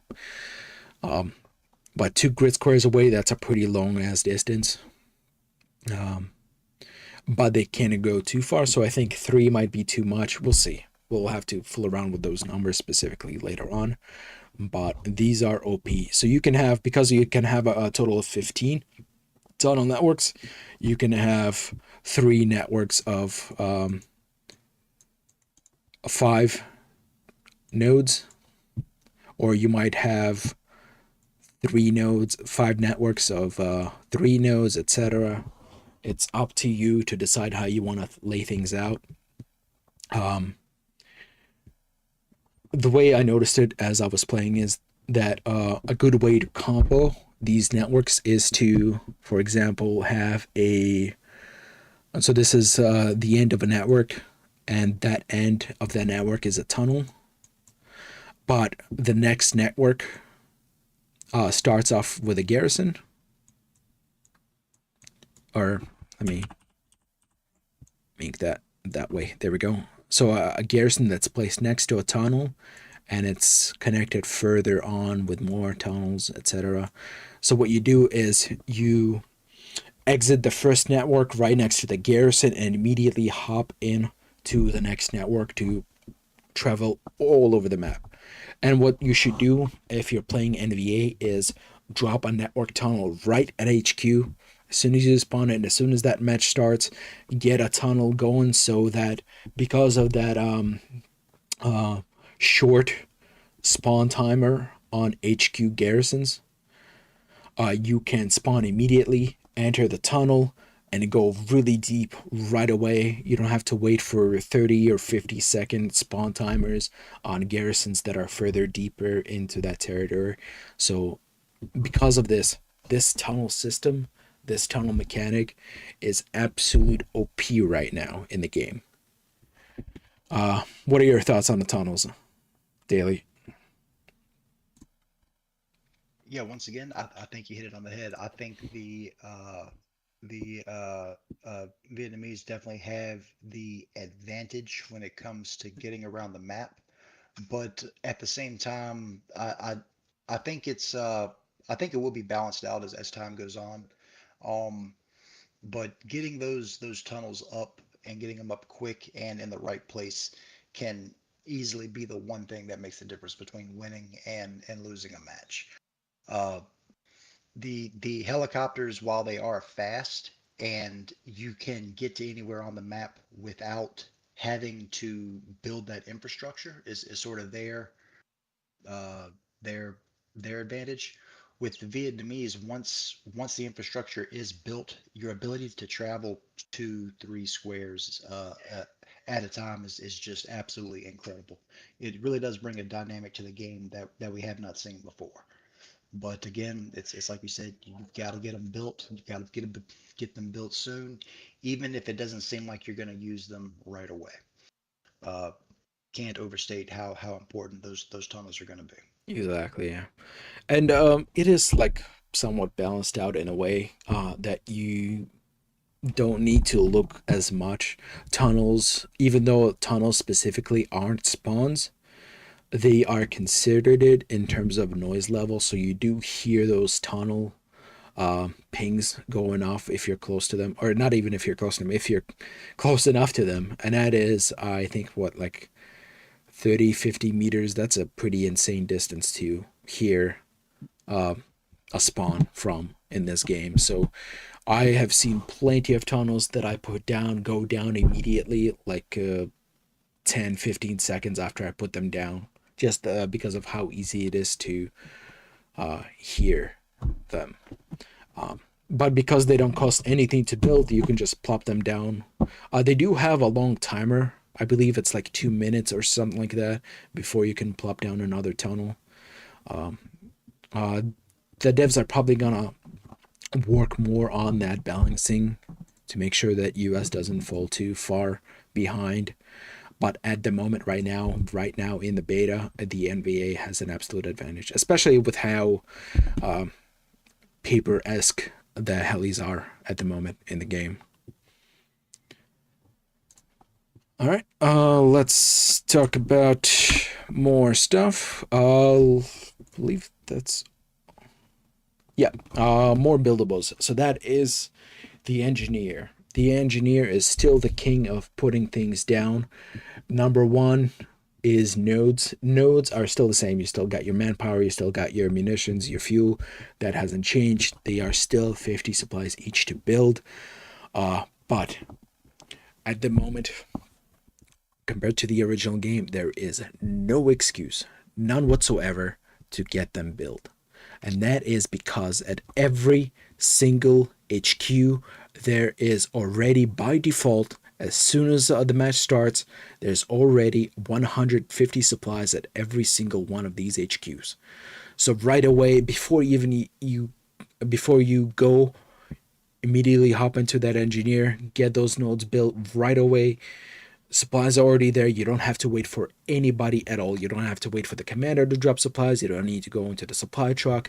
Everything is already there for you for every single HQ already. 3 sets of nodes each. Get it done immediately. No excuse. Love that addition. Absolutely incredible. There are no longer tank traps or Belgian gates in the list of things that the engineer can build. Interesting concept, honestly.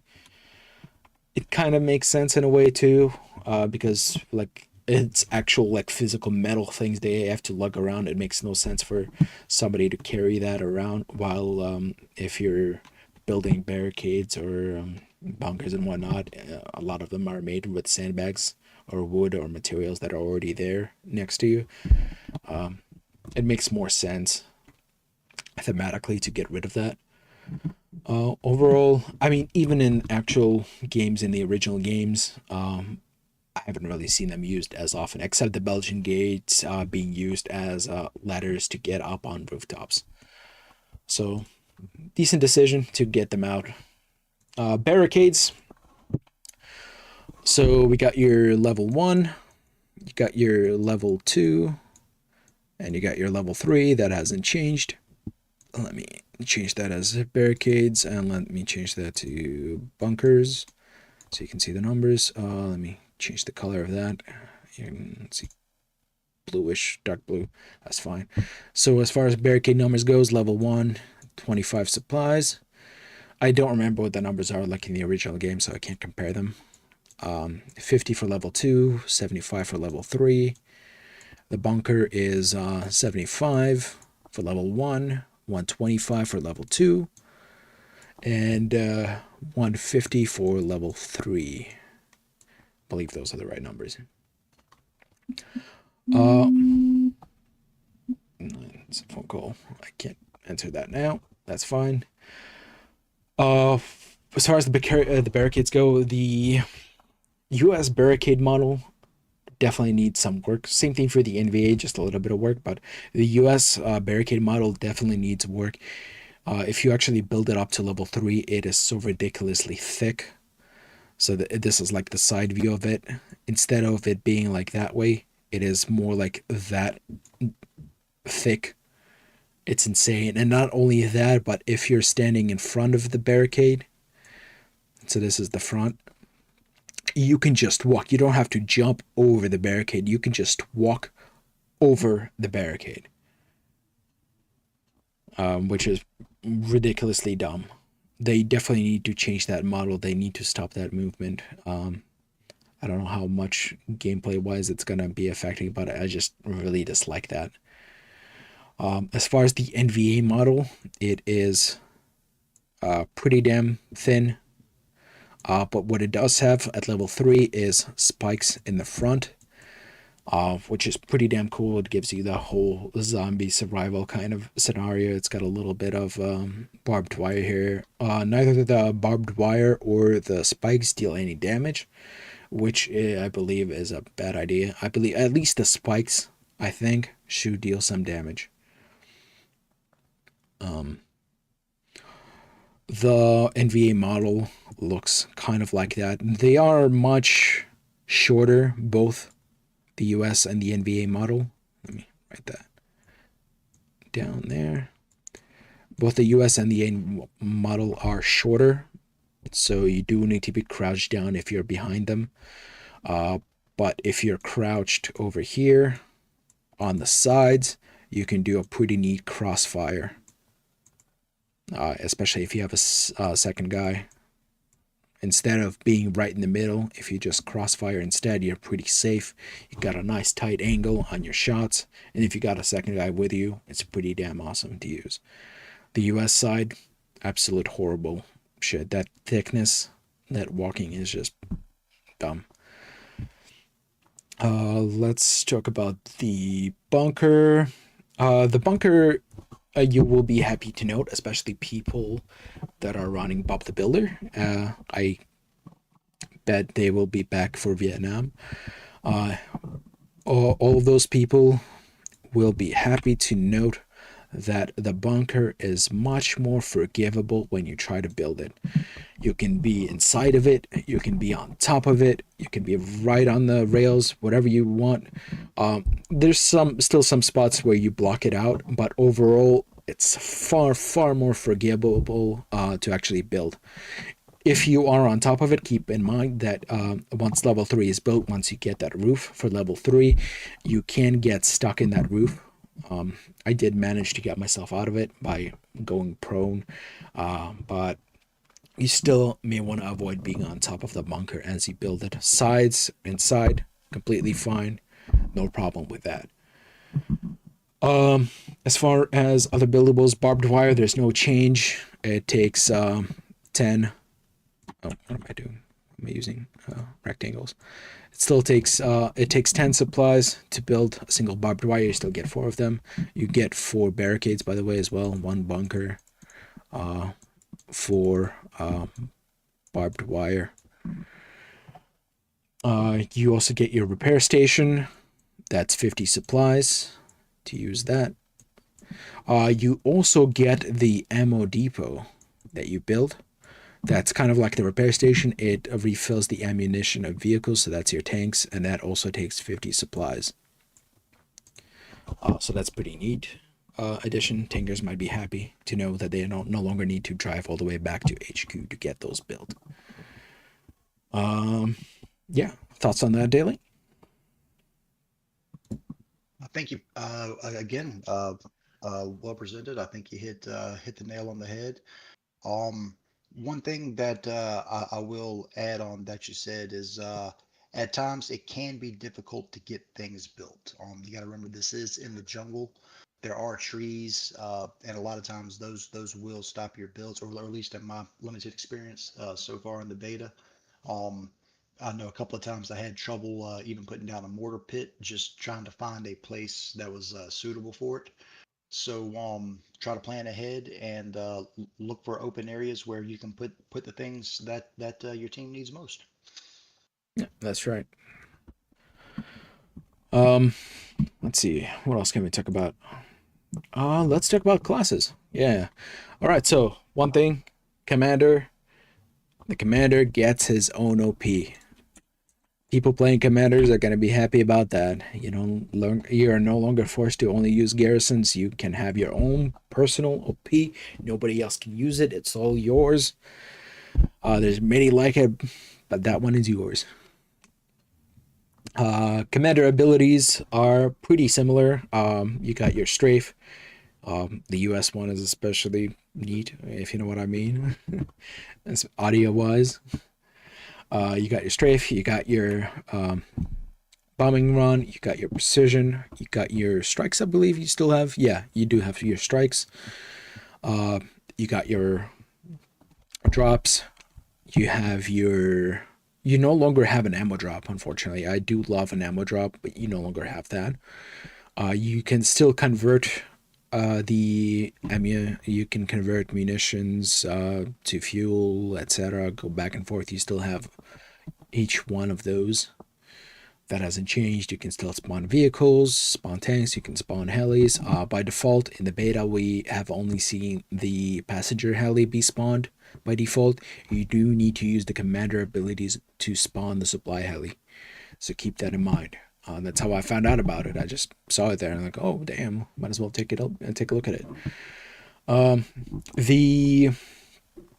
It does feel like there's less abilities, but the UI is much clearer about that. It's no longer a list on the side. It's no longer a list on the side. It is squares, just basically buttons that are split into sections, which makes it a lot a lot more usable. You don't have to scroll up and down anymore as much. Definitely a lot easier to do.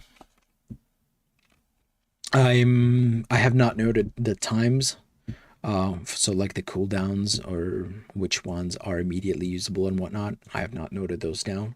Might be something later to look at. Let's see. I think that's about it for the commander. Why am I? Okay. No. Where's home? Okay, there we go. The machine gunner, we've already talked about that. A machine gunner could put down an AA blueprint to get an AA MG built. Pretty damn cool. You still cannot place an MG on vehicles, like the actual usable vehicles. You can put them down on stationary objects in the world, including broken down trucks and whatnot. You cannot put an MG on a boat either. So that's, yeah, it's something noticeable. What's interesting is that the MG no longer has a hip fire. I mean, you can still use it, I think, but you can't aim down sights with the MG. You don't have to put it down. You can actually aim down sights. You do have more recoil that way. So if you do use a bipod, you reduce a lot of that recoil. Overall, I've tried out both MGs on both sides, and neither of them are as good as the 42. I will say that. The 42 is still king. So no more AT class. That has been replaced by the Grenadier, just because you're more likely to run with a grenade launcher. For the US, it is an actual grenade launcher that you use. I believe later on you can also attach a grenade launcher to your M16. That's a separate gun. I forget what the actual grenade launcher that they have is called. You do have the option to swap that over to a bazooka. Baz. There we go. You do have the option to swap that over to a bazooka. And again, the bazooka takes 5 slots. Those slots make it so you cannot even use a sidearm on that. And that is insane. So it's only bazooka, and you get your itty bitty knife. There we go. Super sharp. The grenade launcher for the NVA is a rifle attachment, so it's like a grenade thing that you attach to the end of the barrel, and you shoot that out. Yeah, I haven't used the grenade launcher in combat. I was mainly using that in battle, but that is a slow. You really need to make sure you time that correctly to use that. Kind of like if you would do that with an RPG towards armor. You want to make sure you have your time. You want to make sure you have the time to reload at the next shot, etc. You need to do the same thing with a grenade launcher, but you can always cut up that swap back to actual bullets if you need to. The grenade launcher does damage boats. Keep that in mind. And I forgot to mention the MG does kill boats if you need to. Trucks, same thing. Grenade launcher should destroy trucks too. I haven't tested it out, but I didn't really felt like I needed to. And the only thing, I already mentioned this earlier, grenade launcher can only damage tracks, and that is only for 15% damage per shot. As far as classes go, for basic infantry, well, first of all, you have your command. Let me get rid of all of that first. So you have your command. Come on. You have your command, that's your one person. You have your infantry class. I forget how many people you can have total in it. I believe it is still 6, but you have your SL. You have 3 riflemen. You have your support. Each of the rest is a 1 only. So you got your support, you have your medic, you have your MG, you have your grenadier.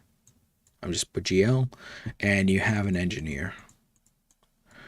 So they got rid of the auto rifleman, and they got rid of the assault class. So it's only these seven classes that you can choose from. But because of how the loadouts work in this game now, it's really not that it's not that limiting anymore. It's pretty nice. So it's basically redundant to have those other classes in the unit now.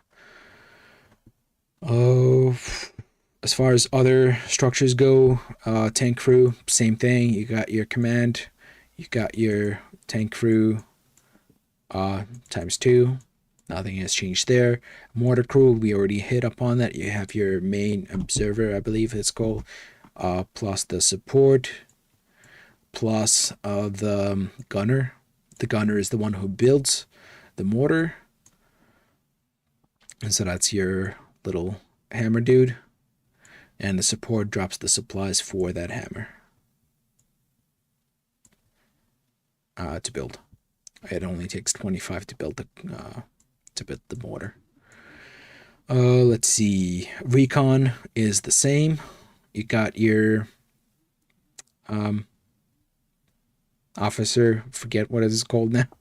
You have your officer role and you have your sniper role.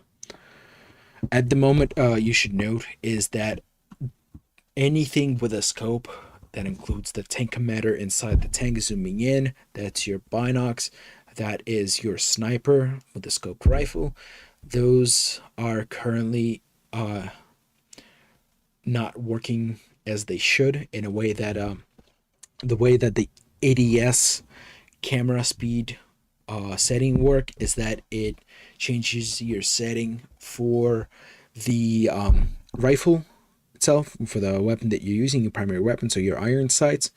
You set that up perfectly and etc. But as soon as you use a scope, suddenly your speed goes much faster than you want it to. I definitely believe that needs to be fixed. I believe what they need to do. So right now, let's say that your ADS speed is at if it's at 10, if you're all the way zoomed in, that 10 is insanely fast. Obviously, that makes it realistic in a way, but that makes it really hard to snipe, especially if you're using binocs. If you're extremely zoomed in, you're just all over the place with your camera. I believe in the original game, the way it works to get around that is, I think, this is all guesswork by me at this point, but it would be reduced by a percentage depending how zoomed in you are. So at this level, it might be like, hey, at level at a times, what is that, times 4 is the next closest one. It might be at minus 20% or something like that. This is all guesswork. At times 8, it might be minus 40% to kind of balance things out. At the moment, that I've noticed is these percentages are missing. So you're at minus 10 at every single one of these, or at 10 at every single one of these zoom function, which makes it really hard to use anything with a scope. Thoughts on that? Oh, I think I also forgot to mention. Oh, yeah, the heli. So you don't need to be anything specific to use the boats, but if you want to fly a heli, you need to go into a heli squad. That is your pilot, and that is a co-pilot. Both can be in either of the seats. It's just that the co-pilot seat has extra functions for you to use. Okay, that was it. Go ahead, Daly. Yeah, that was a great point to bring up. Unlike a truck, where anybody can jump in it, a helicopter, you have to be part of the helicopter crew. That's definitely a good point. As far as the rest of the roles, you hit on all of them really well. I don't think I have too much I can add to them. I did have a little bit of experience with the grenade launcher. Definitely a fun class. I was surprised at how flat the grenades shoot and how far you can hit a target aiming straight at it instead of having to aim above it. But with only 4 grenades, and the kind of slow time to switch between using your grenade launcher and switching back to a regular ammunition. You're definitely going to have to stay on your toes, use your grenades wisely, and almost certainly walk around ready to shoot a bullet more than walking around ready to lob a grenade. Um, but uh, but but yeah, they made a lot of changes to the classes. Uh, I certainly haven't unlocked even a quarter of what they all are. Uh, it's gonna sort of change the way the game is played, and I'm looking forward to it. Oh yeah, definitely. Um, and we're almost at the end. I have a few more things to note. First of all, the scoreboard at the end of the match is pretty clean. There's no more command mechanics, so you don't like press a button so that a person can have extra experience. They got away with that. Uh, I think a lot of people don't use it anyway. They just forget or don't bother. And a lot of people, the way it works in the original game is they just command the lowest leveled person or the person they really, really liked. Honestly, I have no overall comment on that. I feel like it's just a thing that wasn't really necessary that they had in the original. They just got away with it to make it a little easier on them. That's fine by me. I don't care. The UI of the game itself is pretty damn clean. I like it. Simple, clean, basic. There's no extra bits when they don't need them. It's nice. And it's not like minimalist clean, it's just clean. Uh, see. Oh, this is a pretty important note is that if you join a squad that doesn't have an SL, you are immediately forced into the role of the SL. And you can't get out of it again to swap to a different role until somebody else is in that SL role. Which is a nice way of forcing it, but there is a problem with it. You can still hop out of that squad, wait for somebody else to hop in and be forced into the SL, and then hop back into that squad to get the whatever role that you want. So there's still that issue that they've tried to work at. It is definitely a plus, but it is something that can be gotten around. Let's see. If you are using the vehicle repair torch, this little thing with a shooty flame to repair stuff, you are no longer able to move while you're using it. You are stuck in that position while you're using that. So be careful when you're trying to repair. Make sure you're in a safe spot and make sure you're concealed, whether you're prone or something else. Make sure you're down there, safe.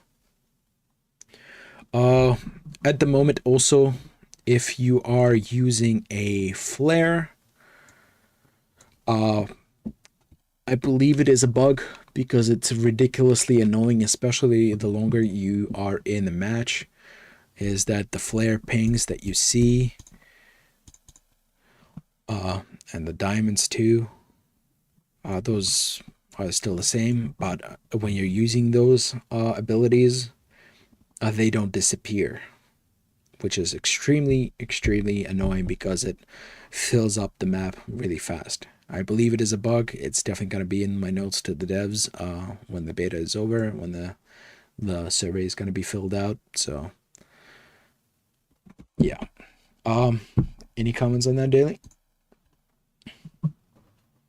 No, I think you pretty much hit that one on the nose. All right. I mean, those are all the notes that I took while I was playing the beta. Have you noticed anything else, Daily? Anything else that you want to talk about the beta? Um, I think one thing to keep in mind is that it is a beta and some things are going to change. Yeah. There have been hiccups with it, but that's certainly expected. I know for the first time I tried playing the game, I couldn't even actually get into the game the way I should have. I came in, I wasn't able to see any of the squads or any of those things, and that was really confusing. And there's going to be bugs to work out. Uh, one thing that you did mention was the commendations. I kind of wondered if they just left it out of the beta, since I'm assuming everybody's rank is going to be wiped when the game comes out anyway. It sort of takes away the purpose of it. I kind of like it. It's a good way to give kudos to someone if you think they did a good job, and if not, it always feels good to help out the little guy. So I'm kind of wondering if that is going to make it into the final cut. But yes, some things are a little rocky, but that's expected. But I'm sure they'll get them all ironed out. And keep in mind that when they do launch the game day one, it's probably gonna look like it's gonna be different from the game a year later. One thing the devs definitely get credit for is constantly trying to evolve the game, make little changes here and there, reworking maps, adding new vehicles. Um, yeah, the future is wide open for the game. It's a very exciting time to be playing Hell Let Loose. It definitely is. Yeah. I overall believe this game is gonna be a pretty big success. It does improve on a lot of things. It has been fun to play around with. Even though we were only playing on one map, even though we pretty much got through all the mechanics in one day, uh, myself and a bunch of people from my unit would still go back to play some more of it. So it is fun. It is successful even with one map. There's definitely going to be more than one map, and I'm looking forward to that. I do want to see more environments. It does feel like Vietnam wouldn't have as much, just thematically because it's all jungle, right? But I do want to see an urban map. I do want to see a more mountainous map. This one is kind of a mid map where it has a bit of everything except like heavy urban environment, even though there is one point that's kind of urbanized.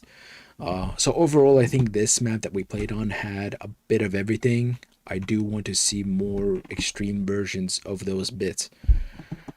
Oh, I forgot to mention that the US had a napalm strike. It's currently bugged. The effect doesn't look that good, but I hope to see more of that be improved as well. Do wonder if they're gonna add the effect to be spreadable to trees and whatnot. That could be interesting to see. At the moment, it currently affects buildings. Kraken Ocean 33. I've been enjoying Vietnam. A lot of issues, but still fun. Yeah, yeah, definitely. I do agree with you on that. Frankly, I would say, as far as any betas that I have played recently, this has been among the most, if not the most stable one that I've ever played in the recent years.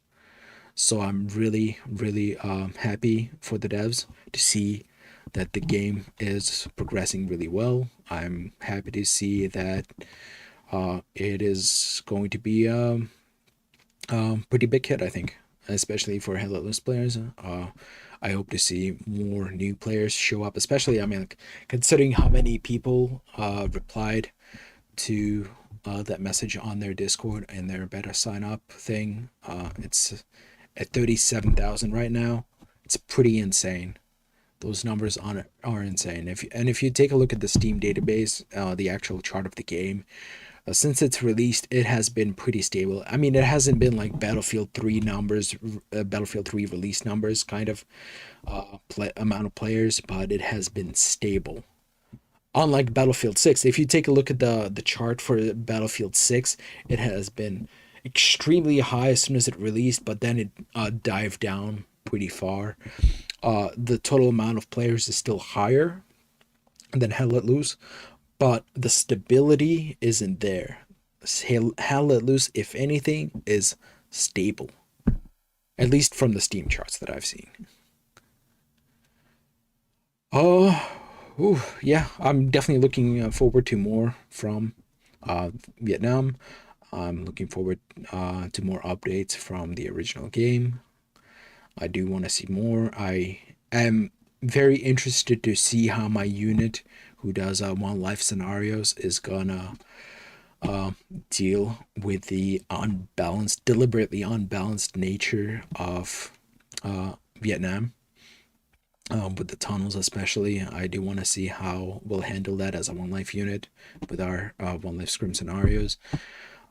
Will definitely be interesting, but I am looking forward to it. I hope you guys will keep an eye out for any more news on Hello Let Loose Vietnam, because it is, in my opinion, it is going to be sweet when it comes out. Any final notes, Daily? I think we hit on most everything. Very exciting. S- it's a beta. It's good as it is. It's only going to get better. We're only seeing a small taste of the game as it is with just one map. There's a lot of there's a lot of things about Vietnam and the Vietnam War that really lend itself to making great maps, and I think the player base is going to be stronger than ever for this one. It's yeah, it's going to be a good game. I think it's going to last for several years, and I'm really looking forward to it coming out later this year. Yep. I do think at its current stage, it is. I don't think it will release summer of this year. Towards the end of this year, I think would be my absolute best guess when it will come out. Based on the beta, based on how stable it looks, I believe the game is 97% complete. They just need to optimize those things, make their final adjustments. I think we don't have to worry about extensions unless it's uh, issues with like other maps, because this one has been extremely solid.